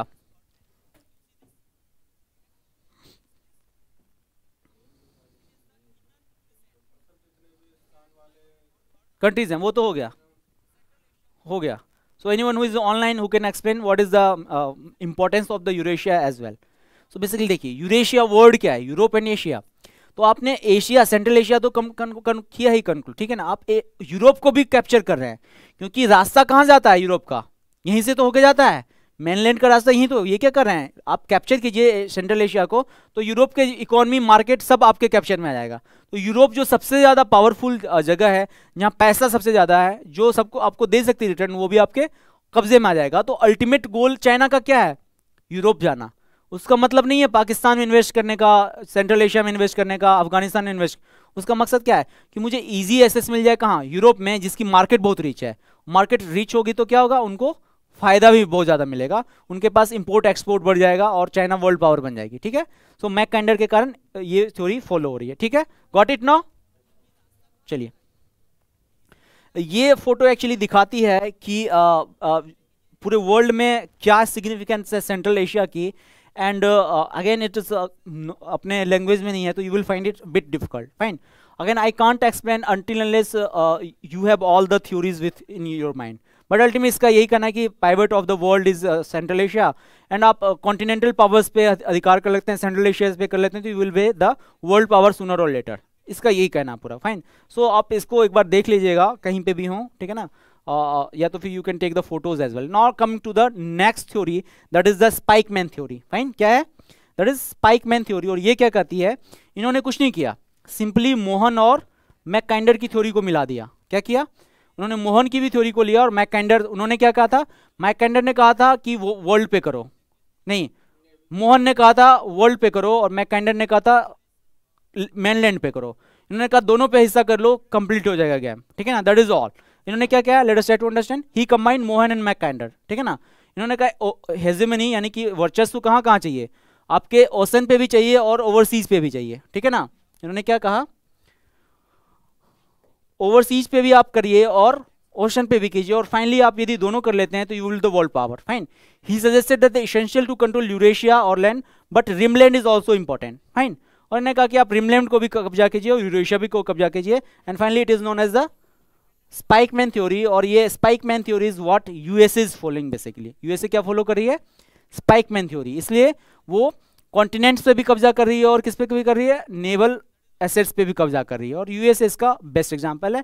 And you have the photo that defines what is the actual मतलब इंटरेस्ट ऑफ द यूएसए और क्यों यूएसए इतना कब्जा किए जा रही है. फाइन, चलिए ये तो सिंपल है ना, क्योंकि we have described both the thing. ठीक है ना, इसको मैं स्किप कर देता हूँ. चलिए अब यूएसए की बात हुई तो यूएसए को समझ लेते हैं. What is the USA and USA का एसेट क्या है. फाइन. तो यूएसए के लिए एक बहुत बड़ा प्रोवर्ब है, that is what America is not what they have but where they are. क्या है ये? क्या कहता है ये? What America is not what they have but where they are. What is the meaning of this statement? Exactly. तो ये नहीं कहता कि अमेरिका की लिगेसी पुरानी क्या है, ये कोई मतलब नहीं है. अमेरिका कहाँ है ये इंपॉर्टेंट है. फाइन. इसको मैंने कहा भी था, एक क्लास में बताया भी होगा कि why America is still heading the world, why they are the super power and they will remain so. Reason क्या है? कि there is no geopolitical conflict within the America. तो अमेरिका के पास कोई जियोपॉलिटिकल कन्फ्लिक्ट है ही नहीं, कोई इसमें सामरिक लड़ाई वहां पे हो ही नहीं रही है. रीजन क्या है उसका? क्योंकि आप देखिए उस दिन भी मैंने बताया था कि लोकेशन ऑफ अमेरिका ऐसा है जिसके कारण उसको शांति है, क्योंकि उसका लार्ज पार्ट किससे अटैच्ड है? ओशन से है, और ओशन बहुत बड़ा है, दूर दूर तक है. तो कोई उसके ऊपर अटैक करेगा तो उसको बहुत पहले पता चल जाएगा, क्योंकि ओशन से आपको क्लियरिटी रहती है. और दो कंट्रीज जो उसको नेबर्स हैं, दोनों के साथ उनके रिलेशन बहुत अच्छे हैं. ठीक है ना. तो यदि आपके रिलेशन बहुत अच्छे होंगे प्लस आपके पास सी है तो आपको कुछ नहीं चाहिए. यानी कि आपके घर में कोई विवाद नहीं हो रहा है. घर में विवाद नहीं हो रहा तो आप कहाँ फोकस करेंगे? बाहर फोकस करेंगे. तो इसलिए कहा जाता है कि अमेरिका जो भी है वो अपने ज्योग्राफिकल कंडीशन के कारण है. इसको कहा जाता है स्ट्रेटेजिक लोकेशन. क्या कहा जाता है? Strategic location. अभी चाहिए इंडिया के ऊपर. इंडिया के साथ क्या इशू है? इंडिया के भी दो फ्रेंड हैं, कनाडा और मैक्सिको की तरह, लेकिन कनाडा और मैक्सिको की तरह वो अच्छे नहीं हैं, दुष्ट हैं. एक को क्या हो गया? चाइना, दूसरा हो गया पाकिस्तान. फाइन. सो इसलिए इंडिया सुपर पावर बन पाएगी कभी? मुझे नहीं लग रहा. until there is a resolution of the issue with China as well as Pakistan that I don't see in next 100 years at least. Fine. क्योंकि फिर बहुत सारी बातें जो खत्म होनी पड़ेगी, जो लग नहीं रहा मुझे. फाइन. सो इसलिए इंडिया, चाइना बन पाएगी क्या वर्ल्ड पावर? नहीं बन पाएगी. नहीं बन पाएगी क्योंकि उसके बहुत सारी, कल भी हमने डिस्कस किया था, इसको अच्छे से डिस्कस किया था कि क्यों चाइना नहीं बन पाएगी. बन पाएगी लेकिन उसके जियोपॉलिटिकल कॉन्फ्लिक्ट इंडिया से रिजॉल्व करना पड़ेगा प्लस जापान से. दो कंट्री से कर लिया तो वो बन जाएगी. जो कभी होने देगी यूएस नहीं होने देगी, क्योंकि US is very friendly with China, India as well as Japan के साथ उनके बहुत अच्छे रिलेशन है. ठीक है. तो जापान मतलब इंडिया मतलब चाइना को तो कभी बढ़ने ही नहीं देगी यूएसए. इसलिए जो कहते हैं कि next time is of the China, I don't think so. But हो भी सकता है, यू नेवर नो. हम लोग भविष्य तो जानते नहीं है, बट हो भी सकता है. फाइन. चलिए ऑल्सो यूएसए की एक पॉलिसी है बहुत बड़ी कि यूएसए हमेशा चाहती है कि मिडिल ईस्ट में बवाल होता रहे. मिडिल ईस्ट कौन सी में कंट्रीज कौन कौन सी हैं? पूरे वर्ल्ड का सबसे ज्यादा कोई डिस्टर्ब एरिया है तो वो मिडिल ईस्ट है. Let us try to understand कैसे है. ठीक है ना. Let us try to understand कैसे है. तो इस फोटो से आपको पता चल जाएगा कि मिडिल ईस्ट में क्या इश्यूज है. Can you see this photo? मैं एक मिनट हट जाता हूं और इस फोटो को एनालाइज करने का कोशिश कीजिए और आपको समझ में आ जाएगा कि मिडिल ईस्ट में क्या इशू है. इस फोटो को पहले देख के क्या लग रहा है? बिना पढ़े हुए देख के क्या लग रहा है? सो आजकल के टाइम का एक वर्ड होता है, इट्स कॉम्प्लिकेटेड. ठीक है ना. क्या है ये? ओहो, सो ये वर्ड एक्चुअली इसको सफाइज कर देती है, इट्स कॉम्प्लिकेटेड, फाइन। बहुत ही कॉम्प्लिकेटेड इश्यूज हैं मिडिल ईस्ट में। यहाँ पे आप देखिए कितने मेन पावर्स हैं। पहले देखिए ग्राफ ये कह क्या रही है, 3 ग्राफ हैं, एक फ्रेंड है, एक फो है, एक अनसर्टेन है, 3 चीजें हैं जिसको हम लोग डिस्कस कर रहे हैं। तो you can see how many players are there, Pakistan, Russia, Syria, ISIS, Turkey, Lebanon, Hezbollah, मानी कि MBS, Egypt, Sudan, Libya, USA, Houthis, Yemen, पता नहीं क्या क्या, कतर, और इंडिया भी कहीं है छोटा सा, इंडिया भी अपना कहीं ना कुछ किया रहती है, fine. These are the players that are present in Middle East. इसलिए मैं बहुत कम, बहुत इनसिग्निफिकेंट है इसलिए नहीं है, ठीक है ना, इंडिया शो ही नहीं है वो, लेकिन बहुत इनसिग्निफिकेंट है। छोटे लोगों की कौन पूछता है, फाइन, बड़े लोगों का नाम होता है। सो बड़े लोगों में जो बहुत बड़े लोग हैं वो हैं ईरान, सऊदी, USA, रशिया और इजराइल, ठीक है ना, 5 बड़े लोग यहाँ पे काम कर रहे हैं।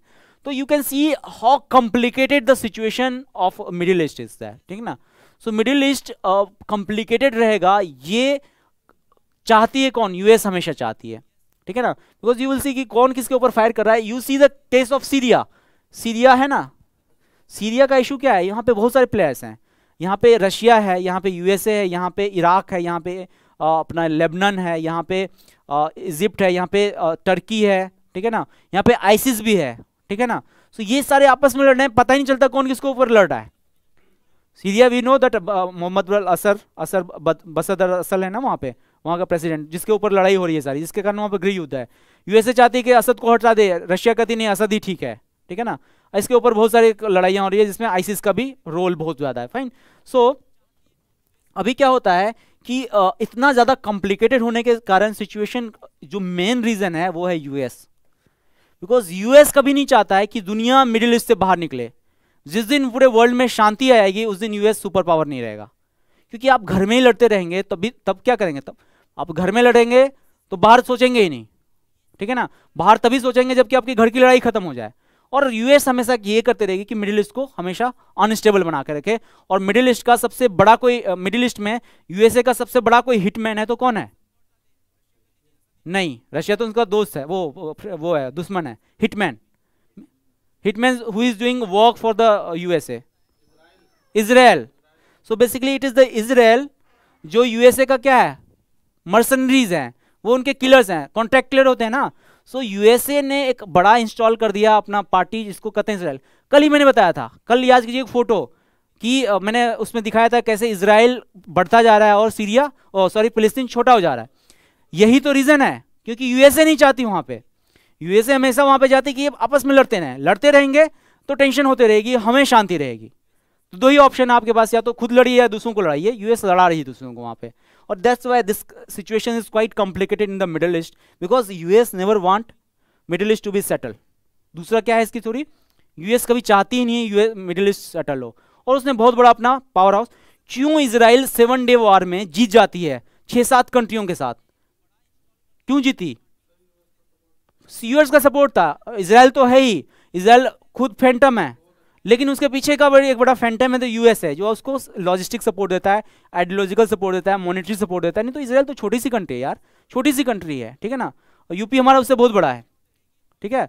सो लेकिन UP कहीं काम नहीं आती जब तक इजराइल, क्योंकि एक तो यूनिफाइड कंट्री है, वहाँ पे लोग हमारी तरह लड़ते नहीं हैं आपस में, आज इसके लिए लड़ रहे हैं, कल उसके लिए लड़ रहे हैं, कुछ नहीं है तो मोदी जी के उसके लिए लड़ रहे हैं। उन्होंने गाड़ी कौन ले ली, कौन सी लेमोजिन ली है, कौन सी ली है अभी, BMW मैक, हाँ मर्सिडीज मैक बैक ली, तो इसके लिए लड़ रहे हैं ना, 12 करोड़ की गाड़ी ले ली। तो हमारे पास यही छोटी छोटी चीज़ें हैं।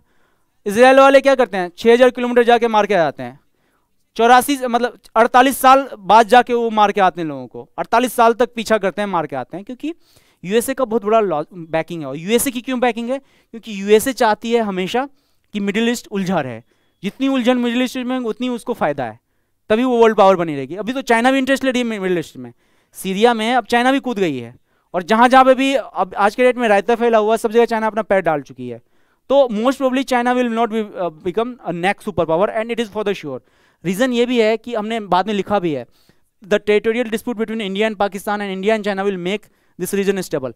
USA ये भी चाहती है कि इंडिया और पाकिस्तान के बीच कभी रिलेशन अच्छा ना हो, ठीक है ना, और ये भी चाहती है कि चाइना और इंडिया आपस में उलझे रहें, क्योंकि चाइना इंडिया लड़ेंगे तभी तो USA को फायदा होगा, चाइना के साथ इंडिया का इशू होगा तभी तो इंडिया खरीदेगी आर्म्स, आर्म्स या तो वो रशिया से खरीदेगी या यूएसए से खरीदेगी। ना रशिया कभी चाहेगी कि स्टेबिलिटी हो, ना कभी यूएसए चाहेगी, क्योंकि उनका जो धंधा है वो बंद हो जाएगा, और धंधा है तो कहते हैं ना गंदा है पर धंधा है ये। War is something that keeps USA alive. USA की इकोनॉमी कभी स्ट्राइव करती है तो वॉर पे करती है। यूएस क्यों फ्रीक्वेंट स्ट्राइक कराती है? Why they are invaded Iraq, why they have invaded Syria, और why they have invaded Afghanistan, और why they have invaded Vietnam. Reason यही है कि उनकी इकोनॉमी जो चलती है ना वॉर पे चलती है। जितनी वो लड़ेंगे उतना उनको फायदा होगा, क्योंकि उनकी डिफेंस इंडस्ट्री है जो बहुत बड़ी बैकिंग है उसको। डिफेंस इंडस्ट्री के पीछे लॉबी है जो चाहते हैं कि पूरे वर्ल्ड में कहीं ना कहीं लड़ाई होती, तभी तो आर्म्स क्यों बिकेगा। Why India is buying S-400 Rafale, reason यही है, लड़ाई होगी, चाइना से लड़ाई होगी तभी तो। चाइना भी कुछ खरीदेगा, पाकिस्तान तो खरीदते ही रहता है। कहते हैं ना वो, उनका ये कहना था घास की रोटी खाएंगे लेकिन न्यूक्लियर बम बनाएंगे, ठीक है ना। जैसे हम लोग कहते थे मंदिर वही बनाएंगे, उनका कहना था कि हम लोग घास की भी रोटी खा लेंगे मगर न्यूक्लियर बम बनाएंगे। फाइन। सो वही रीजन है कि वो कहीं पे भी स्टेबिलिटी नहीं चाहती यूएस, और इसलिए फ्रिक्वेंट लड़ाई कहीं ना कहीं होते रहेगी। फाइन, चलिए। अच्छा, मोदी जी ने ट्राई किया था, जेन्युइनली ट्राई किया था, ट्राई टू रिकॉल, दो हमने चाइना के साथ बहुत अच्छे रिलेशन ट्राई करने की कोशिश करी थी, और इसके पीछे दो हमने समिट भी किए थे। कौन कौन सा समिट किया था? ट्राई टू रिकॉल, जहां से अभी चाइनीज वायरस आया है जिसको हम लोग कहते हैं कोविड, कहां से आया है जिससे हमारी जिंदगी खराब हो गई है? वुहान। सो पहला इंडो चाइना जो मोदी इरा में समिट हुआ है, दो समिट्स में हैं, उसके बाद फुल स्टॉप हो गया क्योंकि उसके बाद हमारे रिलेशंस खराब हो गए। पहला वो वुहान में, यही है ना स्पेलिंग। दूसरा हुआ था चेन्नई में, ठीक है ना, याद कीजिए, झूले में बैठ के दोनों बात करते, ट्राई टू रिकॉल, बहुत फेमस हुआ था वो। फाइन। सो दूसरा होता है चेन्नई में। सो ये दोनों समिट मोदी ने ट्राई किया था कि जो चाइना के साथ हमारी लिगेसी है, बहुत बड़ी लिगेसी है जो डिस्प्यूट का, उसको खत्म कर दें। लेकिन यूएस होने नहीं देगी, चाइना में भी ये इशू नहीं होने देंगे। यदि ये सॉल्व हो जाएगा तो चाइना के भी इंटरनल पॉलिटिक्स इसका डिस्टर्ब होगा, और फाइनली इससे क्या हो जाएगा, ठीक है ना। कोणार्क सूर्य मंदिर, यस समवन सेज कोणार्क सूर्य मंदिर। कोणार्क सूर्य मंदिर में नहीं था यार, महाबलीपुरम में था, ठीक है ना। सो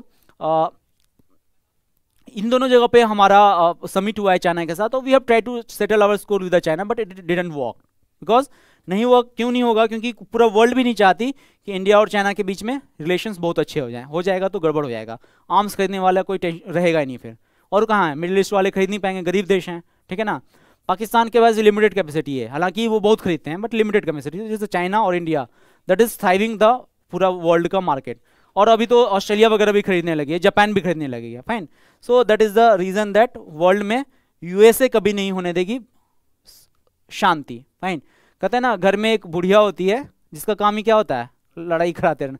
इट्स अगेन मेटाफर होती है, हमारे समाज में यूज होता है कि बुढ़िया होगी तो लड़ाई होती ही होगी, होता है ना ऐसा, ठीक है ना, वही कंडीशन है। तो पूरे वर्ल्ड का जो बुढ़िया है जो चाहती है कि लड़ाई होते रहे वर्ल्ड में, तो ये यूएसए है। फाइन, चलिए। Now we have discussed almost all part of the first phase of the world international relation. Fine. Now we will try to discuss the second phase that start with actually first world war. ठीक है ना, उसके बाद हम लोग discuss करते हैं कि फर्स्ट वर्ल्ड वॉर के बाद सेकेंड वर्ल्ड वॉर, उसके बाद वर्ल्ड पॉलिटिक्स कैसे चेंज होने क्या, वर्ल्ड पॉलिटिक्स चेंज होगा तो इंटरनेशनल रिलेशन भी चेंज होगा। वो तीनों थ्योरीज क्लियर हो गई ना, ठीक है ना। और इन तीनों थ्योरीज का आपको फायदा क्या होगा, आप यदि न्यूज़पेपर पढ़ेंगे ना, या फिर आप पढ़ेंगे कि सीरिया में क्या हो रहा है, तो क्यों हो रहा है आपको पता होगा, क्या हो रहा है, अब ये आपका करंट अफेयर्स का हो जाएगा, ठीक है ना। या फिर आप कहेंगे कि इंडिया और चाइना के बीच लड़ाई क्यों, आपको बिग पिक्चर पता है। या फिर आपको ये लगेगा ना कि इजराइल 7 दिनों में क्यों, 6 दिनों में क्यों जी जाती है लड़ाई, तो आपको बिग पिक्चर पता है, ठीक है ना। बिग पिक्चर पता है तो आप स्टोरीज आप अच्छे से पढ़ेंगे तो समझ में आएगी चीजें आप। That's why studying all these things are very important, जो आपका बेस क्रिएट करती है। फाइन, ठीक है, चलिए। Now let's try to understand phase 2। मैं भी थोड़ा पानी पी लूँ, कोई क्वेश्चन है तो पूछ लो, अभी है कोई question? So we will take a strategic break, पानी वाला। सो ऑनलाइन जो भी मरीन से हम अर्न करते हैं उसके ब्लू इकोनॉमी बोलते हैं, जैसे most correct Nishant, most correct, ठीक है ना। सी वुड, ऑयस्टर, शेल, या दीज आर द, ठीक है ना। PNS Ghazi, yes. Nishant is quite active. Ankit Ranjan, alternative part two sea, या क्या लिखना नहीं, जरूरत नहीं है, I will give the sir अभी मैं बीएससी कर रहा हूँ, यूपीएससी करना चाहता हूँ अभी। आप प्लीज़ कॉल कर लीजिए ऑफिस पे, दे विल गाइड यू, ठीक है ना, और you can connect me as well, ठीक है ना। It is for the Nishant, अभी बीएससी कर रहे हैं, fine. So they can call the office, हाँ ठीक है ना, दे विल कॉल यू, ठीक है ना। सो वो कनेक्ट कर लेंगे, आप उनको पिंग कर दीजिए, फाइन। चलिए now let us try to understand the phase 2 of the world politics, ठीक है ना। और फेज 2 में क्या होता है कि शुरू में मैंने देखा मुनरो डॉक्ट्रिन देखा था, ठीक है ना। तो मुनरो डॉक्ट्रिन में क्या देखा था हमने, यूएसए क्या फॉलो करी थी, आइसोलेशन वाला फॉलो करी थी कि हमें मतलब नहीं वर्ल्ड से, फाइन। वर्ल्ड में कुछ भी होता जाए, उन्होंने कहा यूरोप में लड़ाई हो कोई दिक्कत नहीं हो, ठीक है ना, चाइना इंडिया से लड़े कोई दिक्कत ना हो, हमें कोई दिक्कत नहीं होना चाहिए। तो वो क्या थे, इनवर्ड लुकिंग थे, वो अपनी ओर देख रहे थे, कहते हैं ना अपने घर की ओर ही देख रहे थे बस। तो यूएसए का आप लोगों ने नहीं पढ़ा है तो समझ नहीं आएगा, बट आप वीडियो देख लीजिएगा तो वो समझ में आएगा, फाइन। सो मुनरो डॉक्ट्रिन ये कहते हैं कि वो इनवर्ड लुकिंग हो गए थे, अपने अपना ही देख रहे थे। बट फर्स्ट वर्ल्ड वॉर के बाद पता उनको चला कि अब इनवर्ड लुकिंग रहने से फायदा नहीं होगा, क्योंकि आपको यदि महाशक्ति बननी है तो आपको मसल फ्लैक्शन भी करनी होगी, फाइन। यदि आपको खली बनना है तो आपको कसरत भी करना पड़ेगा, ठीक है ना। सो अब now US is trying to become what, खली ऑफ द वर्ल्ड, फाइन। तो खली होने के लिए क्या करेंगे, अब वो करने लगेंगे कि इंटरवेंशन शुरू कर देंगे। जो अभी तक आइसोलेशन में थे, जो अभी तक अलग थलग पड़े थे, अब वो क्या करेंगे, दखल अंदाजी करना शुरू कर देंगे। और पहला दखल अंदाजी उन्होंने कहाँ किया था, यूरोप में किया था। सो यूरोप में फर्स्ट वर्ल्ड वॉर के बाद रिकंस्ट्रक्शन का काम किसने शुरू करवाया, यूरोप की बहुत ब्लडी हिस्ट्री रही है, फाइन। यूरोप की बहुत खराब हिस्ट्री रही है और वो आपस में बहुत लड़ते थे। लेकिन वर्ल्ड वॉर 2 के बाद सिचुएशन बदल गई। वर्ल्ड वॉर 2 के बाद यूरोप उतनी पावरफुल नहीं रहेगी, तहस नहस हो गया था यूरोप। और अमेरिका काफ़ी अच्छा हो गया था, because America pass nuclear power था जो उन्होंने यूज़ कर लिया था। किसी ने यूज़ नहीं किया लेकिन उन्होंने यूज़ कर लिया, तो first come first serve basis पे उनको हेजिमनी मिल गई। अब यूएसए करे कि यदि यूरोप टूटी फूटी रही तो हमारा बिजनेस कहाँ होगा, इंडिया वाले खरीद नहीं पाएंगे, गरीब लोग हैं, ठीक है ना। ऐसे भूखे नंगे, याद कीजिए 19 again not dedicatory comment to India, but generally हम लोग तो भूखे नंगे ही थे पहले, ठीक है ना। तो 1991-92 के बाद हमने कंडीशन शुरू होना अच्छा शुरू हुआ। सो उन्होंने कहा इंडिया वाले खरीदेंगे नहीं। चाइना की भी कंडीशन खराब थी, चाइना भी भूखा नंगा ही था। अंटिल 1970s चाइना बहुत खराब कंडीशन में था, इंडिया से भी खराब कंडीशन में था। वो लोग राइस वाइस भी ऐसे ही खाते थे, मतलब तभी तो वो जानवर ज़्यादा खाने लगे। रीज़न ये था खाने का अल्टरनेटिव उनके पास नहीं था, पैसा नहीं था। तो यूरोप के लगा कि यदि हम इसको यूएसओ को लगा कि यदि हमें कहीं पे अपना बिजनेस करना है तो यूरोप ही करवा सकता है। तो उन्होंने कहा क्या, रिकंस्ट्रक्शन वर्क करना शुरू कर दिया। तभी तो वर्ल्ड अपना बैंक की शुरुआत होती है, ठीक है ना। आईएमएफ की शुरुआत बाद में करते हैं वो लोग, और रिकंस्ट्रक्शन वर्क की शुरुआत करते हैं। एक नई एजेंसी बना देंगे, इसका नाम क्या होगा, यूनाइटेड नेशंस, फाइन। तो क्योंकि वर्ल्ड में पीस रहे, व्यापार तभी तो होगा जब शांति रहेगी, व्यापार तभी होगा ना, शांति ही नहीं रहेगी तो व्यापार नहीं होगा। तो यूएसए ने इसको रियलाइज कर लिया था, और वो सेकेंड फेज में यूएसए स्टार्ट करती है पॉलिसी ऑफ इंटरवेंशन, जो इनके पहले पॉलिसी के एकदम उलट था। तो उन्होंने अब इंटरवेन करना शुरू कर दिया, किसमें, पूरे विश्व के इंटरनल अफेयर में। और इतने बढ़ गए कि अब कोई भी चीज़ होती है तो यूएसए की डेमोक्रेसी खतरे में आती है और यूएसए अटैक कर देती है दूसरी कंट्री के ऊपर, फाइन। तो इसलिए इसको वर्ल्ड, यूएसए को क्या बुलाता है, वर्ल्ड पुलिस, क्योंकि वो इंटरवेन करते रहती है, फाइन। चलिए, इसमें यही लिखा हुआ है, कुछ भी नहीं है इसमें, ठीक है। सो लीग ऑफ नेशन हुआ, उसके बाद उन्होंने क्या शुरू किया, यूनाइटेड नेशंस। यूनाइटेड नेशन का जो क्या कहते हैं पूर्वज है वो लीग ऑफ नेशंस कहलाता है। क्या कहलाता है ये, again that is part of league of nation, बनी थी फर्स्ट वर्ल्ड वॉर के बाद ही जस्ट बनी थी, ठीक है ना। सो उसमें क्या किया था उन्होंने, कुछ कंट्रीज को मिलकर कहा था कि अब हम लड़ाई वड़ाई नहीं करेंगे, but it didn't work. Finally इसका जो रिफॉर्म्ड फॉर्म आया after world war 2, this is United Nations, fine. चलिए, सो इनका लास्ट डिलर ये थी का ट्रेड चलेगा तभी जब शांति होगी, जो हमने डिस्कस कर लिया, फाइन। अब उन्होंने एक नया कंसेप्ट लाया जिसको हमने करना शुरू कर दिया, that is collective security, fine. चलिए, let us try to understand what is the meaning of the collective security and how it is related to the modern world politics, fine. So संयुक्त सुरक्षा, इसको हिंदी में ही बोलेंगे, संयुक्त सुरक्षा ही बोलेंगे ना। सो संयुक्त सुरक्षा का उन्होंने प्रपोजल किया और उसके लिए उन्होंने बहुत सारी एजेंसीज भी बनाई। लेकिन संयुक्त सुरक्षा की जो उन्होंने बात करी उसका मेन मकसद क्या था, बैलेंस ऑफ पावर। और बैलेंस ऑफ पावर क्या होता है, हमने डिस्कस करा, क्या होता है बताइए, what is balance of power. Exactly, multipolar world, जहां पे कोई किसी के ऊपर पावरफुल ना हो जाए। सो इसको कहते हैं संतुलन बना रहना चाहिए, ठीक है ना। संतुलन बनाने लेके क्या करेगा, कोई ज्यादा बढ़ जाएगा तो उसको सप्रेस करने के लिए रहेगा। और यूएस के लाती है क्या, that the various agencies that can balance the power, because it was not possible for a single country to balance any power. तो उन्होंने कहा कलेक्टिव सिक्योरिटी करते हैं, सब मिलके सिक्योरिटी करते हैं। तो दो एजेंसीज बेसिकली बनती हैं उसके बाद, ठीक है ना। दो एजेंसीज क्या क्या बनती हैं, इसको कहेंगे पहला United Nation security agencies, fine. इसका काम ही क्या है, कलेक्टिव सिक्योरिटी प्रदान करना। क्या काम है, कलेक्टिव सिक्योरिटी प्रदान करना। और दूसरा उन्होंने कंसेप्ट लाया दैट इज कलेक्टिव डिफेंस का। क्या लाया, कलेक्टिव डिफेंस का। सिक्योरिटी वालों का काम क्या है, दैट इज प्रिवेंशन करना। क्या करना, कि कोई वर्ल्ड में वॉर ना हो उसको प्रिवेंट करना। यूनाइटेड नेशन सिक्योरिटी काउंसिल, इसका इंडिया भी मेंबर है शायद, ठीक है ना, अभी मेंबर बना है कुछ दिन पहले ही। सो अस्थाई मेंबर, अस्थाई तो 5 हैं, और अस्थाई मेंबर में इंडिया भी है, अभी 15 और जो है, ठीक है ना। सो अभी क्या करते हैं, एक नई एजेंसीज को बुलाते हैं जिसका काम ही पूरे वर्ल्ड में क्या कर, सुरक्षा प्रदान करना, ताकि लड़ाई ना हो। लड़ाई ना हो तो बिजनेस चलेगा अच्छा। बिजनेस के में सबसे लीडर कौन है, यूएसए, तो यूएसए को फायदा होगा, इसलिए उन्होंने सारी चीजें बना के रखी हुई हैं, fine. So it manage through the international body, ठीक है ना। इसमें क्या हुआ, दो कंट्रीज को सबसे ज्यादा फायदा हुआ था यूनाइटेड नेशन सिक्योरिटी काउंसिल से। या तो जो कंट्रीज बहुत छोटी थी, या जो कंट्रीज डेवलपिंग कंट्रीज हैं। छोटी कंट्रीज को कैसे फायदा होगा,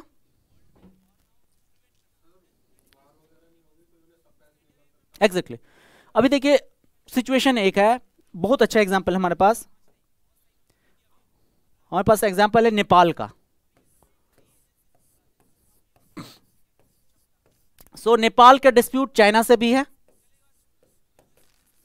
और इंडिया से भी है, काला पानी। तो इसके बावजूद नेपाल यदि खड़ा है पूरे वर्ल्ड पटल पे, इतने बड़े कंट्रीज के बीच में रहने के बाद, सैंडविच रहने के बाद भी, रीजन यही है कि there is a fear of United Nation Security Council. किसका है, यूएनएससी। बिकॉज नेपाल को पता है कि वो उसको यदि कुछ होता है तो पूरा दुनिया देख रही है, और दुनिया के मेजर कंट्रीज को जो डील करी है that is UN nation Security council, वो उनके पीछे खड़ी है। तो ना तो चाइना कुछ कर सकती है, ना जापान कर सकती है। कुछ होगा तो they will go to United Nation Security Council, और इंटर्न यूएनएससी या तो इंडिया से इशू होगा तो इंडिया को बोलेगी, या चाइना से इशू होगी तो चाइना को बोलेगी, फाइन। ये इनका पूरा यूएनएससी, क्योंकि नेपाल के लिए पॉसिबल ही नहीं है कि बहुत पैसा कलेक्ट करके मतलब इंडिया या चाइना की तरह आर्मी बना ले, पॉसिबल ही नहीं है। या फिर पॉसिबल नहीं कि राफेल खरीद ले बहुत सारा, या भी पॉसिबल नहीं है कि एयरक्राफ्ट कैरियर खरीद ले, वो तो ऐसा भी पॉसिबल नहीं, फाइन। तो ऐसे कंट्रीज जो छोटी कंट्रीज हैं, या ऐसी कंट्रीज जो डेवलपिंग कंट्रीज हैं, फॉर एग्जांपल कोई भी एग्जांपल लीजिए, इवन इंडिया, ठीक है ना। इंडिया को भी यूनाइटेड नेशनल सिक्योरिटी काउंसिल से बहुत फायदा हुआ है, क्योंकि हम लोग डेवलपिंग कंट्री थे, और डेवलपिंग कंट्री पहले क्या खुद का पेट भरेगी तभी तो देखेगी कि हमारे डिफेंस हो कि ना हो। यहाँ तो कुछ के खाने के ला लेते। So we have to import wheat from the USA. याद कीजिए जब से लाल बहादुर शास्त्री नहीं आए थे तो हमने वीट इंपोर्ट करना पड़ा था, क्योंकि हमारे यहाँ अकाल पड़ गया था। तो उन्होंने क्या किया, खरीदा, और यूएस ने इससे हमारे बहुत सारे फायदे उठाए थे वीट खरीद के। इसको कहते हैं बीएल, याद कीजिए बीएल, आई थिंक बीएल 56 या ऐसे कुछ नाम था, जो यूएसए का प्रोग्राम था जिसके तहत उन्होंने हमें गेहूं चावल दिए थे, फाइन।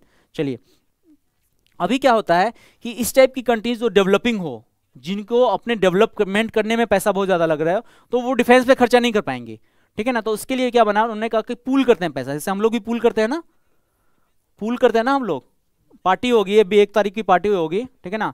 बियर वियर जो पीने वाले हैं पियेंगे, ठीक है ना। तो कहेंगे चलो यार इकट्ठा होते हैं, तुम चखना ले आओ और मैं बियर ले आता हूँ, ठीक है ना। सो वो वाला जो पार्टी होगा, या फिर जो नहीं पीते हैं उनके लिए कोल्ड ड्रिंक है या फिर चाय वाय है, जो भी है। तो मेरी तरह जो नहीं पीते हैं, तो हमारा भी कुछ अलग ही नशा है, ठीक है ना। हम लोग चाय वाय में खुश रह लेते हैं। तो हम लोग क्या करते हैं, पूल करते हैं। तो छोटी छोटी कंट्रीज ने पूल करके एक बड़ा ऑर्गेनाइजेशन बनाया जिसका नाम रखा गया यूनाइटेड नेशन सिक्योरिटी काउंसिल, क्योंकि ये खुद से कैपेबल नहीं थे डिफेंस करने में, ठीक है ना। ऑफेंस की तो बात ही छोड़ दीजिए। और फायदा इससे किसको होगा, यूएसए को होगा। अभी नेपाल यदि लड़ते रहे किसी दूसरी कंट्री से, तो नेपाल में तो बिजनेस ही नहीं होगा। और यूएसए को यदि पहुंचाना नेपाल में कुछ, तो उसको क्या है, शांति चाहिए नेपाल में। तो वो क्या करेंगे, यूनाइटेड नेशन सिक्योरिटी काउंसिल को पैसा बार बार देते रहेंगे, और इस तरह आता है पिक्चर में क्या, United Nation Security council, fine. लेकिन ठीक है ना, इसका जो फायदा हुआ वो सबको नहीं पहुंचा है। यूनाइटेड नेशन सिक्योरिटी काउंसिल का मेन मकसद था छोटी कंट्रीज और डेवलपिंग कंट्रीज को फायदा पहुंचाना। लेकिन कुछ कंट्रीज हैं जो आउटलायर स्टेट हैं, फॉर एग्जांपल इंडिया या फॉर एग्जांपल इजराइल, ठीक है ना। So let us try to understand condition of India as well Israel, ठीक है। अभी क्या है कि 1962 का जो वॉर हुआ था तो इंडिया ने सोचा था कि यूनाइटेड नेशन सिक्योरिटी काउंसिल है अभी, यदि कुछ होता है तो चाइना हमारे ऊपर अटैक नहीं करेगी, लेकिन चाइना ने फिर भी अटैक कर दिया और इंडिया को हारना भी पड़ा था वॉर, दैट इज फैक्ट, ठीक है ना। क्योंकि इंडिया को लगा था कि इतनी बड़ी काउंसिल है और वो अटैक नहीं हो सकता क्योंकि हमारे पीछे बैकिंग है किसी चीज़ की, बट ये प्रूफ हो गया कि United Nation Security council is only A paper tiger. क्या है? किस किताबी क्या बोलते हैं इसको, हिंदी में क्या बोलते हैं? पेपर टाइगर को कागजी शेर, कागजी शेर, ठीक है ना, ठीक है ना। चलिए, इसराइल फिलिस्तीन वाला भी जो इशू है इसमें यूनाइटेड नेशन कुछ नहीं कर पाई। अभी इसराइल ने कितना बम्बिंग करी है रॉकेट से एंड ऑल से, पहले हालांकि शुरुआत फिलिस्तीन की तरफ से हुई है बट रिटेलिएशन में इसराइल ने जो धुआं धुआं कर दिया, ठीक है ना, तो पूरा धुआं धुआं ही हो गया था, फाइन। तो इसमें भी चूंकि यूनाइटेड नेशन है इसलिए तब भी यूनाइटेड नेशन कुछ नहीं कर सकती, because Israel is quite a powerful country, उसको मतलब नहीं है, ठीक है ना, यूनाइटेड नेशनल सिक्योरिटी काउंसिल हो या जनरल कसम, उनको मतलब नहीं है, फाड़ फूड के आ जाते हैं। अभी उसका प्रेसिडेंट प्राइम मिनिस्टर गया था, उसने फाड़ फूड के आ गया है कुछ, ठीक है ना, यूनाइटेड नेशन सिक्योरिटी काउंसिल में, ठीक है ना। ना वहाँ पे कोरिया में भी ये काम नहीं किया। कोरियन डिस्प्यूट है साउथ कोरिया नॉर्थ कोरिया के बीच में, और नॉर्थ कोरिया वाले ने अभी बैन कर रखा है, 10 दिन तक वहाँ पर फंस नहीं सकते, पता है कि नहीं आपको? 10 दिन तक उन्होंने बैन कर रखा है कि आप हंस ही नहीं सकते। रीजन हाँ क्योंकि उनके दादा की डेथ हुई थी इसी टाइम 10 दिनों में, उन्होंने कर दिया कि 10 दिन कोई हंसेगा नहीं क्योंकि सब लोग शोक मनाएंगे, ठीक है। मतलब मुझे बड़े हंसी आ रही थी ये भी सुन के, ठीक है ना, उन्होंने हंसना ही बैन कर दिया वहाँ पे। खैर अपने अपने देश हैं, तो किंग जॉन यूंग है यही ना, तो उन्होंने 10 दिन तक हंसना ही बैन कर रखा, अभी टाइम पीरियड चल रहा है।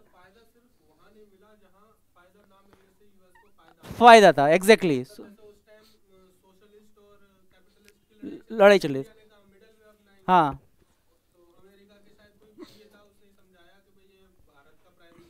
एग्जैक्टली उल्टा खड़ा होता है, हाँ। तो India was basically neutral country, तो उनको लगा कि यहाँ पर प्लस इंडिया से उनको कोई इंडिया यार परचेजिंग पावर ही नहीं थी। इंडिया तो 1991 के बाद, अब मैं बार बार कहता हूँ, यूएस हमारा दोस्त इसलिए बना है क्योंकि हम काबिल हुए यूएस के दोस्त बनने के। हमने 1991 में रिफॉर्म किया, रिफॉर्म से क्या फायदा हुआ कि हमारी इकोनॉमी बूस्ट हुई और हम अब बहुत बड़े मार्केट बन गए, खरीदने वाले भी बेचने वाले दोनों, तभी तो यूएस हमसे दोस्ती करी, नहीं तो क्लिंटन के 2 रिजीम है। So you will see Clinton 1 C1 and C2।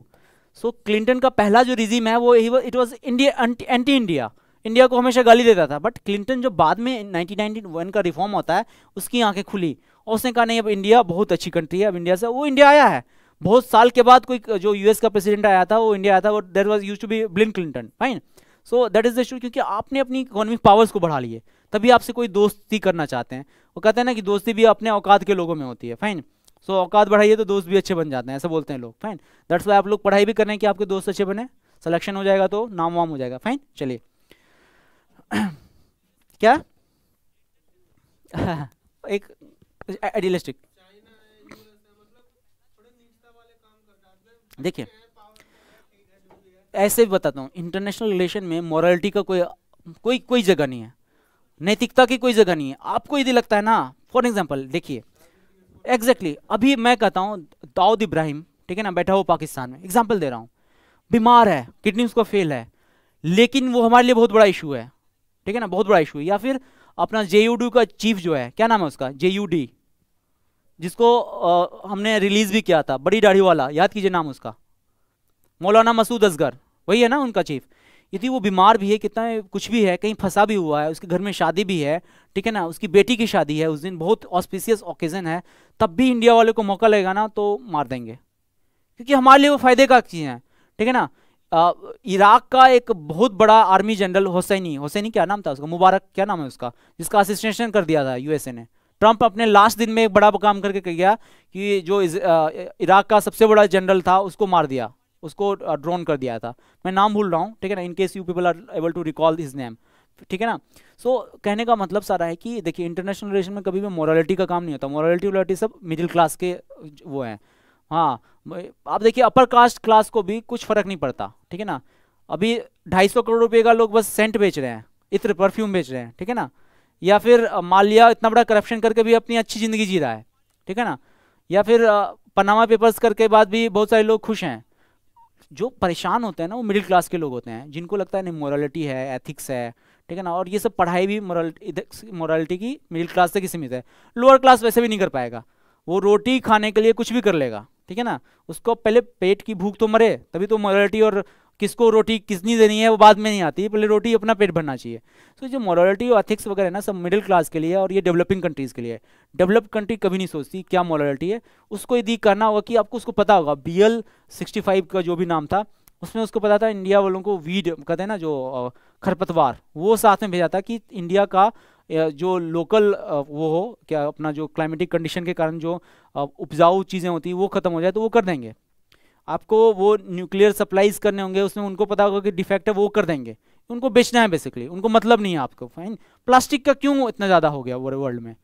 क्योंकि बहुत चीप था, लोगों को लगता है ठीक है कैरी करने में ईजी है, वेस्टर्न वर्ल्ड बना भी रही थी, इंडिया वाले तब तो उस टाइम बना भी नहीं रहे थे, ठीक है ना। तो कहने का सर मतलब मोरालिटी एथिक्स सब बड़ी कंट्रीज नहीं देखती, छोटी कंट्रीज ही देखती हैं, और वर्ल्ड पॉलिटिक्स में तो ऐसे भी नहीं होता। चलिए, सो कलेक्टिव सिक्योरिटी का जो सबसे ज़्यादा इंपॉर्टेंट रोल है वो है डिटरेंस क्रिएट करना। क्या करना? डिटरेंस क्रिएट करना। डिटरेंस क्या होता है? सो डिटरेंस मैंने पढ़ाया भी, एग्जैक्टली। डिटरेंस बेसिकली क्या होता है कि एक्चुअल वॉर को प्रिवेंट करने के लिए जो भी हो सकता है उसको कहते हैं डिटरेंस क्रिएट करना। हिंदी में क्या बोलते हैं डिटरेंस को? डिटरेंस, ये वाला वर्ड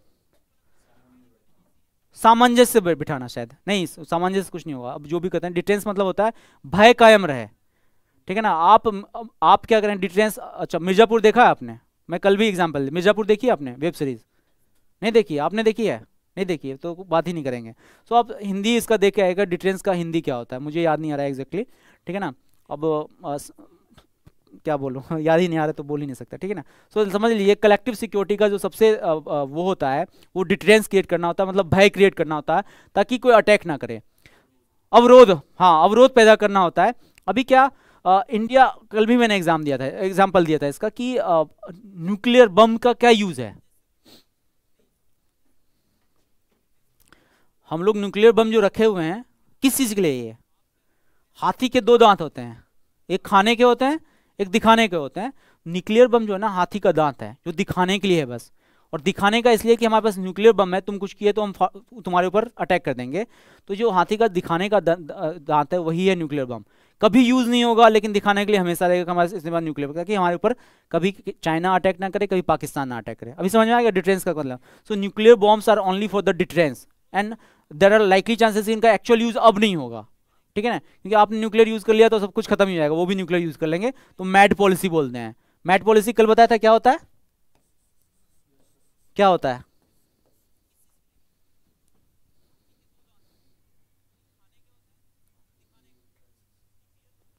आप लोगों से नहीं पूछूंगा क्योंकि आप लोग आए नहीं थे। What is mad policy for the rest of the class? Assured destruction, ठीक है ना। सो न्यूक्लियर पावर का आपने यूज कर लिया तो देयर विल बी, इसको कहते हैं म्यूचुअली एश्योर्ड डिस्ट्रक्शन। मींस आपने एक बार न्यूक्लियर पावर का यूज कर लिया तो इसका एश्योरिटी हो जाता है कि सामने वाला देश भी आपके ऊपर न्यूक्लियर पावर अटैक करेगा। फाइन, न्यूक्लियर अटैक है, इसको कहते हैं मैड पॉलिसी, मतलब पागल हो जाना। अभी इंडिया यदि न्यूक कर देती है किसको? पाकिस्तान को, तो पाकिस्तान भी न्यूक करेगी इंडिया को, करेगी ना, क्योंकि उसके पास उसने क्या करके कहते हैं ना, गरबा खेलने के लिए तो रख नहीं रखा है, डांडिया खेलने के लिए तो रख नहीं रखा, न्यूक्लियर बम फेंकने के लिए रखा है ना, वो भी फेंकेंगे। तो इसी को कहते हैं मैड पॉलिसी, इसको कहते हैं इंग्लिश में म्यूचुअली एश्योर्ड डिस्ट्रक्शन। क्या कहते हैं? कल भी मैंने बताया था बट आज लिख भी देता हूँ फिर से, तो आप लोगों को याद नहीं रहती बहुत सारी चीज़ें। So that we call MAD, mutually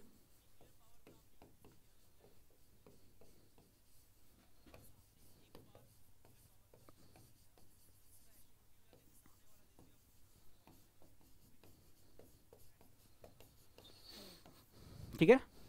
इसलिए न्यूक्लियर का बोला जाता है कभी यूज नहीं होगा, क्योंकि इससे डिस्ट्रक्शन जो है, विनाश है, वो पक्की हो जाती है। आपने एक बार न्यूक्लियर पावर यूज कर लिया तो होना ही होना है। Fine, now let us try to understand the advantage of collective security. तो डिटरेंस क्रिएट करती है, आर्म्स रेट को रिड्यूस कर देती है। कैसे होगा आर्म्स रेट रिड्यूस? कैसे होगा ये बताइए आप, आपको पता है? आप how collective security will reduce arm race in the world? Now you all know that, those who are watching online.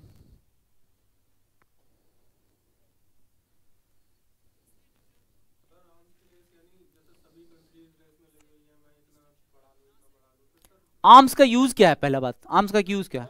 लड़ाई करने में यूज होगा, फाइन। सो कलेक्टिव सिक्योरिटी होगी तो मीन्स आपके क्लास में एक मॉनिटर है जो मॉनिटर कर रहा है कि कोई आपस में लड़ाई ना करे। सो मॉनिटर को इसलिए पे किया आता है, लेट अस सपोज कि कोई एक बंदा बैठा है वो देखता रहता है, फाइन। सो कलेक्टिव सिक्योरिटी एक ऐसा अम्ब्रेला है जो ये इंश्योर करती है कि छोटी छोटी कंट्रीज आपस में ना लड़ें। नहीं लड़ेंगे तो आर्म्स कोई खरीदेगा नहीं, लड़ेंगे तभी तो आर्म्स खरीदेंगे। हथियार हम लोग राफेल क्यों खरीद रहे हैं? क्योंकि हमें खतरा है किससे है? चाइना से है, या फिर हमें खतरा किससे है? पाकिस्तान से है। इसलिए तो हम लोग राफेल S-400 और ब्ला ब्ला ब्ला सब खरीद रहे हैं, फाइन। और यदि यही नहीं होगा तो आर्म रेस होगी नहीं। तो कलेक्टिव सिक्योरिटी ये इंश्योर करती है कि आर्म रेस पूरे वर्ल्ड में कम हो जाए, ठीक है ना। इसका कुछ फायदा भी हुआ है, नुकसान तो है, कुछ फायदा भी हुआ। चलिए, और गरीब कंट्री के लिए हमेशा ये फायदे का ही होता है, फाइन। बिकॉज जिनका काम पहले घर भरना है, पहले घर तो भर लें, खुद का डेवलपमेंट कर लें, तभी तो लड़ाई वड़ाई होगी, फाइन।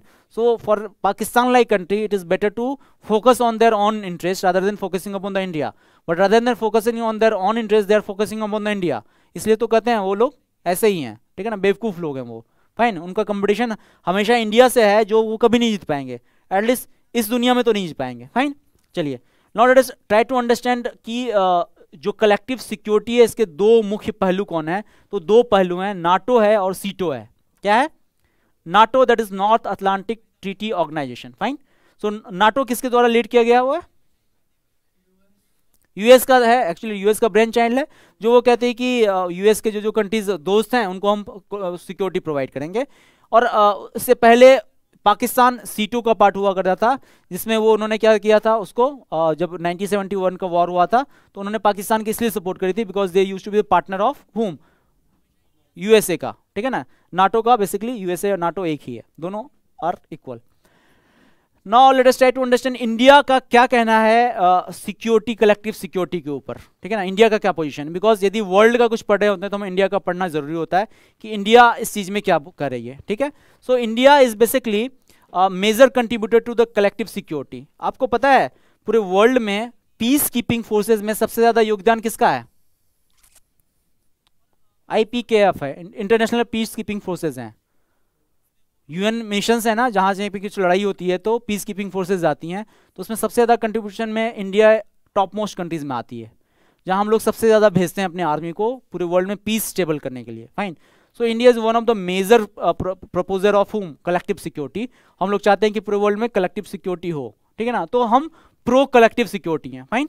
चलिए, second, India relied excessively on the collective security. आपको याद कीजिए, ठीक है ना, 1962 का वॉर, तो हमको ये लगा था कि चाइना कभी हमारे ऊपर नहीं करेगी, अटैक नहीं करेगी, तो हम लोग कुछ प्रिपेयर ही नहीं करे थे वॉर के लिए। And we have ignored this dictum जो हमने कल डिस्कस किया था, ए स्टेट इज इधर इन द वॉर और इन द प्रिपरेशन वॉर। और ठीक है ना, कोई भी राज्य जो होता है, कोई देश होता है, या तो वो लड़ाई कर रहा होता है या लड़ाई का तैयारी कर रहा होता है। कल के क्लास में हमने डिस्कस किया था। तो इंडिया ने वो वाला इसलिए इग्नोर कर दिया क्योंकि उसको लगा कि लड़ाई इसलिए नहीं होगी क्योंकि यूनाइटेड नेशंस हैं और वो ये देख रहे हैं कि एक बड़ी बड़ी सिक्योरिटी जो हमारे प्रोवाइड करेंगे। बट इंडिया को इतना पता नहीं था कि ये सब बस छलावा है, क्या है, ऑल दीज आर शैम, ठीक है ना, उसको ये नहीं पता था। और उसने क्या किया, अल्टीमेटली चाइना ने अटैक किया और हम हार गए, फाइन। लेकिन हार गए तो हमने कुछ सीखा भी, ठीक है ना। सीखा ये, जब हमारा 1971 में कन्फ्लिक्ट किसके साथ हो रहा था, पाकिस्तान के साथ, तो बहुत ट्रिकी गेम खेला हमने। यहाँ पे क्या किया हमने, just before the war India को पता था कि यूएसए या पाकिस्तान या चाइना कुछ ना कुछ करेगी। यदि हम पाकिस्तान को तोड़ते हैं, बांग्लादेश बनाते हैं, तो इनको आभास हो गया था, इनके पास इनपुट्स थे कि दे विल डू समथिंग। तो हमने क्या कर लिया, 20 साल का एक सिक्योरिटी ट्रीटी ज्वाइन किसके साथ कर लिया, यूएसएसआर के साथ, फाइन। हमने कहा कि यूएसएसआर के साथ हम एक सिक्योरिटी ट्रीटी डील करेंगे जिसमें यूएसएसआर हमें सिक्योरिटी प्रोवाइड करेगी। तभी तो 71 की जो लड़ाई हुई है, क्यों यूएसएसआर ने हमें सपोर्ट किया है।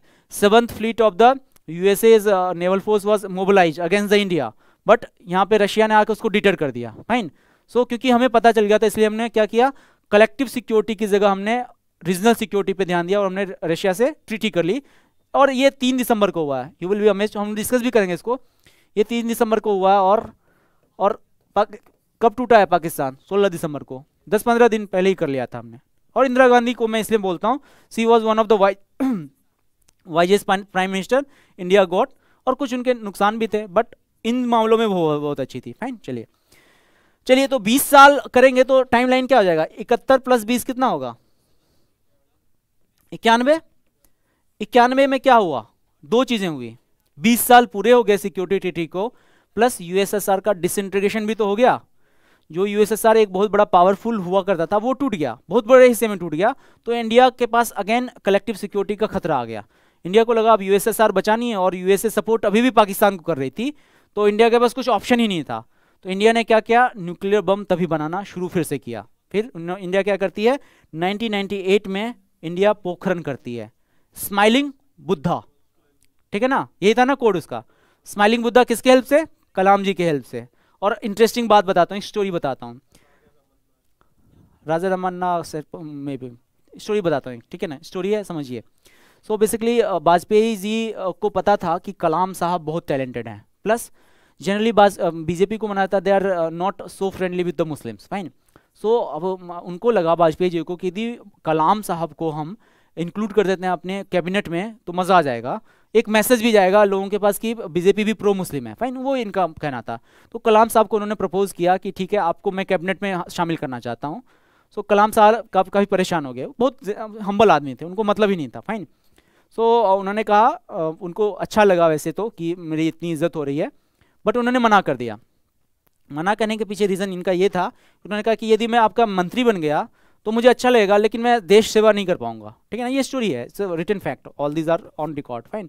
सो वाजपेयी जी ने भी कहा कि चलो ठीक है, एकोमोडेट कर लिया इस चीज़ को, कहा कि ठीक है आप काम करते रहिए, आप अपना जो भी रिसर्च वगैरह कर रहे हैं करते रहिए। और इसी के बाद क्या होता है, 1998 में अगेन बीजेपी की सरकार बनती है, और इसमें बहुत बड़ा कंट्रीब्यूशन होता है, जब ये न्यूक चल रहा होता है, जब पोखरण किया था, तो देखिएगा कलाम साहब भी स्पॉट पे प्रेजेंट हैं along with Vajpayee ji, fine. Reason यही कि कलाम जी का बहुत बड़ा योगदान था इस चीज़ में, और उन्होंने न्यूक बनवा दिया। फाइनली उनका भी काफ़ी क्रेडिबिलिटी बढ़ गई, और फाइनली उनको ऑफर क्या किया, प्रेसिडेंट का पोस्ट किया गया, fine. Again it's a very interesting fact that जब वो प्रेसिडेंट बने थे वो नॉर्मल कपड़े पहनते थे, वो बस एक चप्पल पहनते थे, शर्ट पहनते थे और एक ट्राउज़र पहनते थे, उनके पास सारा का सारा कमाई यही था, वो नहीं रखते थे। प्रेसिडेंट के कुछ कोड्स होते हैं कि आपको कोट बंद गला का पहनना पड़ेगा, और उनके पास था नहीं, ठीक है ना। सो उनको 3 बंद गले का कोट रातों रात ऑर्डर किया गया था, और वो बंद गले का कोट उनको पहनाया गया, तो उनको सफोकेशन टाइप का होने लगा, ये होते हैं ना कोट, अब मैं बर्दाश्त नहीं होऊंगा, ठीक है ना। सो कहा क्या ऑप्शन है, पहनना तो पड़ेगा ही, आप ऐसे तो लुंगी धोती जो भी होता है उनका, ठीक है ना, और शर्ट में रह नहीं सकते प्रेसिडेंट में, तो उन्होंने कहा कि इसको कट कर दो, साइड साइड से कट वगैरह, उसका नाम हो गया कलाम कट। जैसे मोदी जैकेट्स होते हैं ना, उस टाइम आया था कलाम कट, ठीक है ना, क्योंकि वो इसके रीजन था। खैर ये सब स्टोरीज हैं, थोड़ा थोड़ा जानना चाहिए ये सब स्टोरीज कि आपके लिगेसीज क्या क्या हैं, फाइन। ठीक है, तो इंडिया ने क्यों न्यूक अपना बनाया 1998 में, फिर से क्यों ट्राई किया, because of our collective security, जो आपको एश्योरेशन दिया हुआ था वो खत्म हो गया था, और रशिया डिसइंटीग्रेट हो गई थी, तो इंडिया को कुछ ना कुछ डिटरेंस चाहिए था, और डिटरेंस करने के लिए उन्होंने बना दिया, फाइन, पोखरण 2 कर दिया। चलिए, तो जो प्रिंसिपल है, जो कहती है बातों को, जो इन प्रिंसिपल है, that is India is against the this type of the alliances. ये कहती है अलायंस वगैरह, क्योंकि अलायंस से क्या होता है, आपकी सॉवरेनिटी, आपकी संप्रभुता को खतरा होता है। क्या होता है, लेट अस सपोज कि आप किसी से अलायंस कर रहे हैं, तो वो भी तो कुछ मांगेंगे आपसे, ठीक है ना, फ्री में तो कोई अलायंस करेगा नहीं, तो वो भी कुछ मांगते हैं, और इसी से इंडिया कहती है कि हमारी से संप्रभुता को, हमारी सॉवरेनिटी को खतरा होता है, फाइन। तो in principle India was against the alliance making, but उसके पास कोई ऑप्शन नहीं बचा था, फाइन, तो इन्होंने अलायंस करना शुरू कर दिया। पानी है क्या देना, मेरा पानी खत्म हो गया, sorry, pass it on, thank you, thank you so much.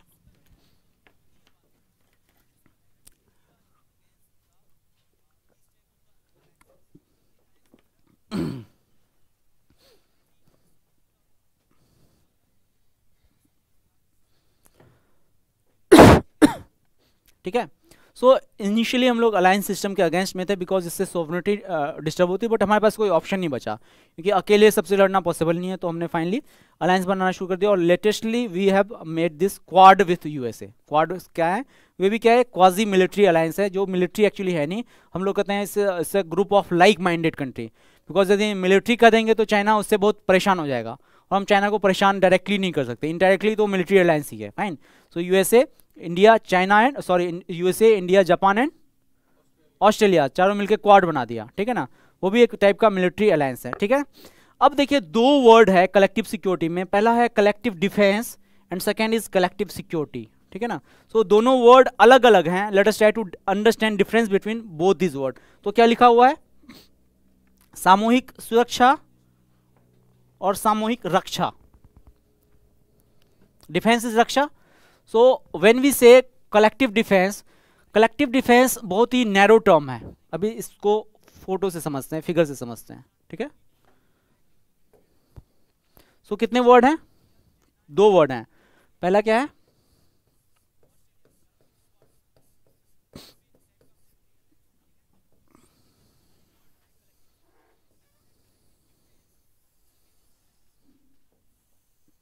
एक है डिफेंस, दूसरा वर्ड क्या है, सिक्योरिटी।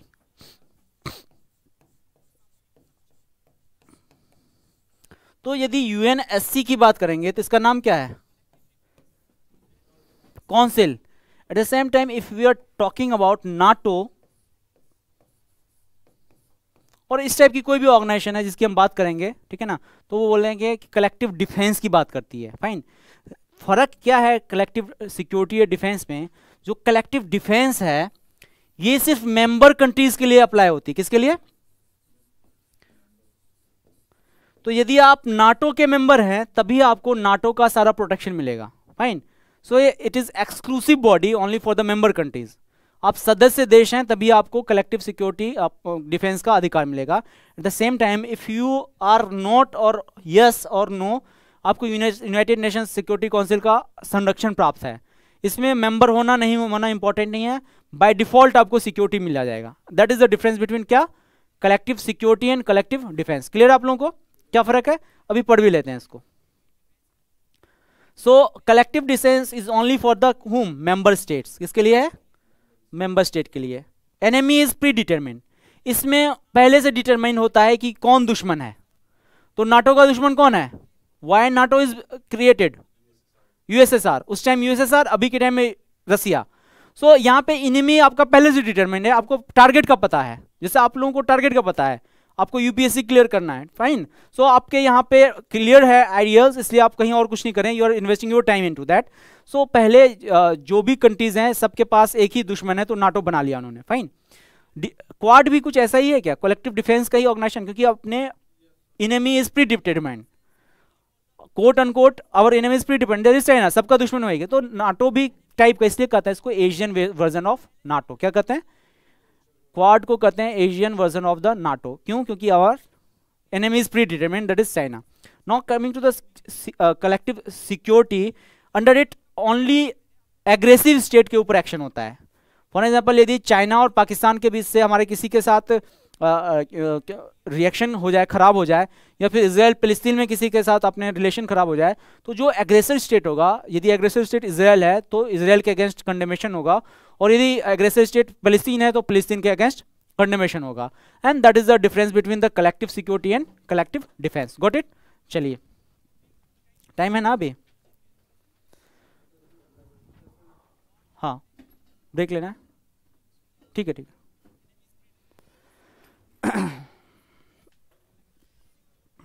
सो अब एक स्टोरी है बस, उसके बाद विल कंक्लूड, ठीक है ना, कि रशिया ने कैसे हमारी हेल्प करी थी 1971 में, जो आप लोगों को पता भी है, बस थोड़ा सा डिटेल में पढ़ लेते हैं। फाइन, बाहुबली की तरह, ठीक है। हाँ वो हाफिज सईद है, ठीक है, हाफिज सईद ही है, सही बोला उन्होंने। मैंने क्या बोल दिया था, मसूद असगर, हाफिज सईद है वो।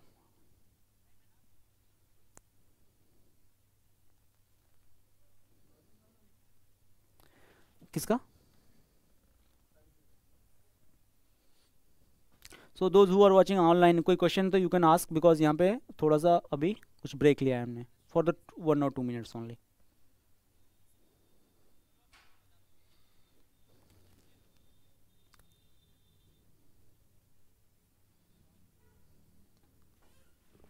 ठीक है, चलिए। सो हम लोग ये डिस्कस कर रहे थे कि कलेक्टिव सिक्योरिटी और कलेक्टिव डिफेंस के बीच में क्या डिफरेंस होता है, और इसी में हम लोग देखेंगे कि कैसे रशिया ने हमारी 1971 में इस कलेक्टिव डिफेंस के तहत हमारी हेल्प करी थी। फाइन। सो क्या हुआ था कि Indian prime minister Indira Gandhi believe that China will never intervene military from the north. क्या हो रहा था, ठंड बहुत बढ़ गई थी, 1971 की बात करें, दिसंबर का टाइम था, ठंड बहुत हो गई थी, बर्फबारी हो गई थी, तो चाइना के पास नेचुरल बैरियर था, तो वैसे भी चाइना अटैक नहीं करती है, हम श्योर थे। चाइना वाला सिस्टम खराब हो गया, खत्म हो गया था, क्योंकि हमें पहले से पता था। सो बेसिकली क्या हुआ था, सैम मानेकशॉ के पास ऑफर आया किसका, इंदिरा गांधी का, क्योंकि कंडीशंस खराब हो रही थी, बांग्लादेश के ऊपर एट्रोसिटीज काफ़ी बढ़ रही थी पाकिस्तान का। तो इंडियन मतलब उनके पॉलिटिकल पार्टीज ने कहा कि अभी अटैक कर देते हैं और बांग्लादेश को अलग कर देते हैं। तो चाइना, इंदिरा गांधी ने कहा ठीक है कर देते हैं, तो वो गए सैम मानेकशॉ के पास। फाइन, सैम मानेकशॉ के पास गए तो उन्होंने कहा कि आप अटैक कर दीजिए। सैम मानेकशॉ ने क्लियरली मना कर दिया। रीजन देखिए, ना करना बहुत इंपॉर्टेंट रहा। Yes man is a dangerous man, ये सैम मानेकशॉ ने ही कहा था। फाइन, क्या कहा था, yes man is a dangerous man. जो हमेशा यस यस करते रहेगा ना, वो खतरनाक होता है आपके लिए। फाइन, बिकॉज वो फिर चापलूस होता है। नो कहना is very important in life, किसी भी एस्पेक्ट में। Try to learn no. जिस दिन आपने नो करना शुरू कर दिया ना, उस दिन से आपकी लाइफ शांत हो जाएगी, आपकी लाइफ स्टेबल हो जाएगी। ठीक है, so he was a very confident अपना मिलिट्री जनरल। उनको पता था कि उस टाइम जो इंटरवेंशन की बात हो रही थी, मानसून काफ़ी हाई था। मानसून था तो याद कीजिए, आप अपना नॉर्थ ईस्ट जाते हैं या फिर उधर बे ऑफ बंगाल से हमारा क्या आता है, बारिश खूब होती है। तो सैम मानेकशॉ का कहना था कि हमने यदि अभी अटैक किया तो हमारी आर्मी लड़ेगी क्या और अपनी मानसून से बचेगी क्या, हमारी आधी की ज़्यादा आर्मी वाइप हो जाएगी मानसून से। बारिश बहुत होती है ना, कुछ और कम्युनिकेशन नहीं था, तो उन्होंने मना कर दिया। और वो जनरली इंदिरा गांधी को स्वीटी करके बुलाते थे। ऑल्दो वो प्राइम मिनिस्टर थी, ये आर्मी जनरल थे, बट उनको स्वीटी ही कहते थे। तो कहा कि sweetie, I am ready to wage a war, but I can assure that we will lose this war. उन्होंने ऐसे कहा। तो इंदिरा गांधी को, अरे क्या बोल रहा है ये, कुछ भी बोल रहा है। उसने सबको बाहर किया कि बोला क्यों ऐसा बोल रहे हो। बोला कि रीज़न यही कि मानसून अभी है और अभी हमने वॉर कर लिया तो हमारी आधी का आधी में वाइप आउट हो जाएगी बारिश के कारण। तो उन्होंने कहा ठीक है, तो वेट कर लेते हैं। तो कहा कि वेट कर लेंगे ठंड तक का।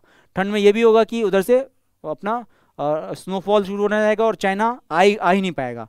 ठीक है ना, तो दो चीज़ें उन्होंने श्योर कर दी। अभी जैसे ये दोनों चीज़ हो गई तो ये फिक्स था कि चाइना अब इंडिया के ऊपर अटैक नहीं करेगी, क्योंकि उनके कंडीशंस ऐसे बन गए थे। और इसी टाइम पाकिस्तान के बहुत अच्छे रिलेशन किससे थे, यूएसए के साथ थे। और यूएसए की गवर्नमेंट जो निक्सन थी, ठीक है ना, Nixon government, you can C this, ठीक है ना, कहाँ है लिखा हुआ, कहीं कहीं पे लिखा हो, कहाँ लिखा हुआ है ना, सेकेंड लाइन में कहीं होगा, ठीक है ना, निक्सन, यही है निक्सन, ठीक है ना। सो इस टाइम यूएसए के प्रेसिडेंट निक्सन थे, that was he used to be actually anti India. Fine, उनका इंडिया से थोड़ा सा उनको इरिटेशन थी। और इंडिया से इरिटेशन इसलिए भी थी क्योंकि इंडिया के उस टाइम के जो रक्षा मंत्री थे, विदेश मंत्री थे, स्वर्ण सिंह, ठीक है ना, वो यूएसए गए थे और उन यूएसए में बहुत बैंड बजाती थी यूएसए लोगों की, including the president of the USA. तो उनको एक पर्सनल एनोमिसिटी हो गई थी और इंदिरा गांधी को कोई लाइक नहीं करते थे। फाइन, सो निक्सन के अच्छे रिलेशन पाकिस्तान के साथ थे, ठीक है ना। सो इन्होंने क्या किया कि अटैक कर दिया, अटैक तो कर दिया और पूरी की पूरी न्यूज़ में भी आ गया कि अटैक कर रहे हैं। तो they called for the help from the USA. और यूएसए की मजबूरी थी पाकिस्तान को हेल्प करने का, because Pakistan use to be in the treaty with the और यूएसए। पाकिस्तान ट्रीटी किया हुआ था यूएसए के साथ, डिफेंस ट्रीटी किया हुआ था। तो उन्होंने क्या किया, फाइनली यूएसए वालों ने पहले तो मना किया, हम लोग इंडिया के ऊपर कुछ नहीं करेंगे ऊपर ऊपर, बट अंदर अंदर वो कर रहे थे काम। फाइन, और उस टाइम के एम्बेसडर थे एलके झा, ठीक है ना। एलके झा ने कहा कि वहाँ के एम्बेसडर थे, यूएसए के एम्बेसडर थे बेसिकली, और वहाँ पे जाके उन्होंने कॉन्फ्रेंस भी करा कि यूएसए को इंडिया और पाकिस्तान के बीच में नहीं पड़ना चाहिए, लेट वी डिसाइड आवर जो भी होगा। फाइन, लेकिन उन्होंने कहा ठीक है नहीं करेंगे। लेकिन उन्होंने क्या कर दिया, एक बड़ा फ्लीट जिसको 7th फ्लीट कहते हैं, उसमें बहुत बड़ा एक शिप था यूएसएस इंटरप्राइज। क्या नाम था इसका, यूएसएस इंटरप्राइज, ठीक है ना। और इसमें इसके फ्लीट में बहुत सारे शिप थे, कुछ ऐसे शिप थे जो इंडिया के आईएनएस विराट से कम 4-5 गुना बड़ा था। फाइन, और इसको मोबिलाइज कर दिया किधर, स्टेट ऑफ मलक्का की तरफ। मलक्का डिलेमा याद कीजिए। तो नॉट ओनली दैट, इन्होंने मोबिलाइज किया अपना फ्लीट तो किया ही है, इन्होंने हेल्प भी मांगी। किससे, जॉर्डन से हेल्प मांगी, इन्होंने ब्रिटेन से हेल्प मांगी, इन्होंने सऊदी से हेल्प मांगी। किसने, यूएसए वालों ने, क्योंकि यूएसए का सबके साथ ट्रीटी था। तो ब्रिटेन ने भी अपनी आर्मी नेवी को मोबिलाइज कर दिया, सऊदी ने भी कर दिया, जॉर्डन जैसी कंट्रीज ने 5 अपने भेजे शिप, और 22 और भेजने की बात करी यदि सिचुएशन खराब हो जाएगी। फाइनली ये क्या हो गया, India versus rest of the world situation create हो गया। Fine, so India versus rest of world में क्या हो गया कि इंडिया एक तरफ है और रेस्ट ऑफ द वर्ल्ड, जिसका लीड कौन कर रहा है, यूएसए कर रहा है, जो एक बहुत बड़ा नेवल पावर है, we have seen the naval power of the USA, plus Britain उसको हेल्प कर रहा है, प्लस सऊदी उसको हेल्प कर रहा है, प्लस टर्की उसको हेल्प कर रहा है, प्लस जॉर्डन उसको हेल्प कर रहा है, और पाकिस्तान तो इटसेल्फ है ही। तो पाकिस्तान को तो कहा कि अब तो बेटे मौज आ गई, ठीक है ना, अभी तो इंडिया को पटक पटक के मारना है। लेकिन तभी एंट्री होती है एक विलन की, और जो हमारे लिए फ्रेंड है, कौन है वो? रशिया। क्योंकि रशिया से हमने जस्ट 10-15 दिन पहले ट्रीटी कर रखी थी, जिसके तहत यदि इंडिया के ऊपर अटैक होता है तो उसकी सिक्योरिटी कौन देगी? रशिया देगी। और रशिया ने वहां से अपना न्यूक्लियर जो फ्लीट था उसको मोबिलाइज कर दिया, फाइन। और क्या किया, जो यूएसए का एचएमएस जो इंटरप्राइज था, इसकी जो फ्लीट थी उसको, प्लस ब्रिटेन का जो एचएमएस ईगल है उसकी फ्लीट को चारों तरफ से घेर लिया, ठीक है ना। अभी डायरेक्ट लड़ाई की बात आने लगी कि इंडिया और पाकिस्तान के बीच की जो लड़ाई है वो टर्न होने लगी वर्ल्ड वॉर में। और यूएस को ये था, पक्का पता था कि यूएस ने कहा कि यूएस ने भी मैसेज भेजा रशिया वालों को, ठीक है ना, कि हमारे पास न्यूक्लियर पावर्स हैं। तो रशिया ने मैसेज भेजा कि कितने होंगे तुम्हारे पास? 1-2 होंगे? उसने कहा 100 nuclear bombs are with us, ठीक है ना, so you fire 1 we will fire 100। और फिर यूएसए को लगा कि भाई अब तो पागल आदमी आ गया है, और उनको उधर ही रोक दिया। 16 दिसंबर 3-4 दिसंबर की बात है, जब यूएसएस की इंटरप्राइज मोबिलाइज हुई थी, 7 फ्लीट उनका। और टाइम के अकॉर्डिंग 16 दिसंबर जिस दिन हमारा फाइनल कंक्लूड हुआ, यदि वो चलते रहती तो वो पहुंच जाती चिटगांव पोर्ट तक, फाइन। और इसका पूरा का पूरा यही मकसद था कि इंडियन नेवी को क्रिपल कर देना, और इनके ऊपर आदेश थे कि इंडिया के ऊपर अटैक भी करो, कोई दिक्कत नहीं है। और इंडिया काफ़ी परेशान हो गई थी, लेकिन यहाँ पे हमारी फ्रेंडशिप ट्रीटी काम आई, किसके साथ? यूएसए के साथ। और फाइनली हमारी इज्जत बच गई है यूएसएसआर के साथ, फाइन, यूएसएसआर के साथ। और फाइनली हमारी इज्जत बच गई because USSR then help me. इसलिए हम कहते हैं USSR our used to be our all weather friend, fine. और इसका हमारे ऊपर बहुत फायदा हुआ, हमें ही नहीं फायदा हुआ, जो सबसे फायदा इसका चीज किसी को हुआ है तो बांग्लादेश को हुआ है। इंडिया को तो कुछ भी नहीं मिला देखा जाए। So what we have gained after the Bangladesh में, अभी खालिदा जिया आ जाएगी, फिर से हमारे लिए कंडीशंस खराब हो जाएंगी because he is consider anti India. अभी तो उनकी कौन सी, अभी कौन है प्राइम मिनिस्टर उनकी, कौन सी किया नाम है उनका, शेख हसीना है, ठीक है ना। शेख हसीना है तो she is pro India. At the same time BNP की है Khaleda Zia, that is consider anti India. और वो जैसे ही आ जाती हैं इंडिया के ऊपर, बांग्लादेशी लोग अटैक करना शुरू कर देते हैं, फाइन। सो इंडिया को कुछ नहीं मिला, अल्टीमेट फायदा जिसको मिला है वो बांग्लादेश को मिला है, फाइन। लड़े हम, सब कुछ हमारे साथ हुआ, रशिया ने मोबिलाइज किया, वर्ल्ड वॉर की सिचुएशन हो गई, बट फायदा किसको हुआ? बांग्लादेश को हुआ। And there is a short story about the how Russians help us and why there is a need of the collective security as well, fine. So अब we will end the class because अभी नया chapter शुरू हो जाएगा, तो it is not possible for us to discuss this, ठीक है ना। So that is all.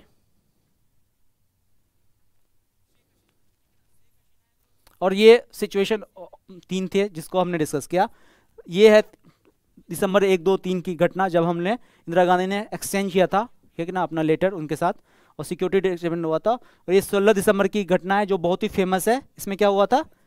General AK Niazi, ठीक है ना, ये ना उनका आर्मी जनरल हुआ करता था पाकिस्तान का, ठीक है ना, उसने सरेंडर डॉक्यूमेंट साइन किए थे। ये मिस्टर अरोरा हैं, ठीक है ना, जिन्होंने करवाया था। बाकी he was supported by one JF रॉडर, और ये नेवल चीफ थे उस टाइम के, और इंडियन आर्मी के चीफ थे, और ये साइन कर रहे हैं surrender instrument of the surrender document, fine. और फाइनली क्या होता है?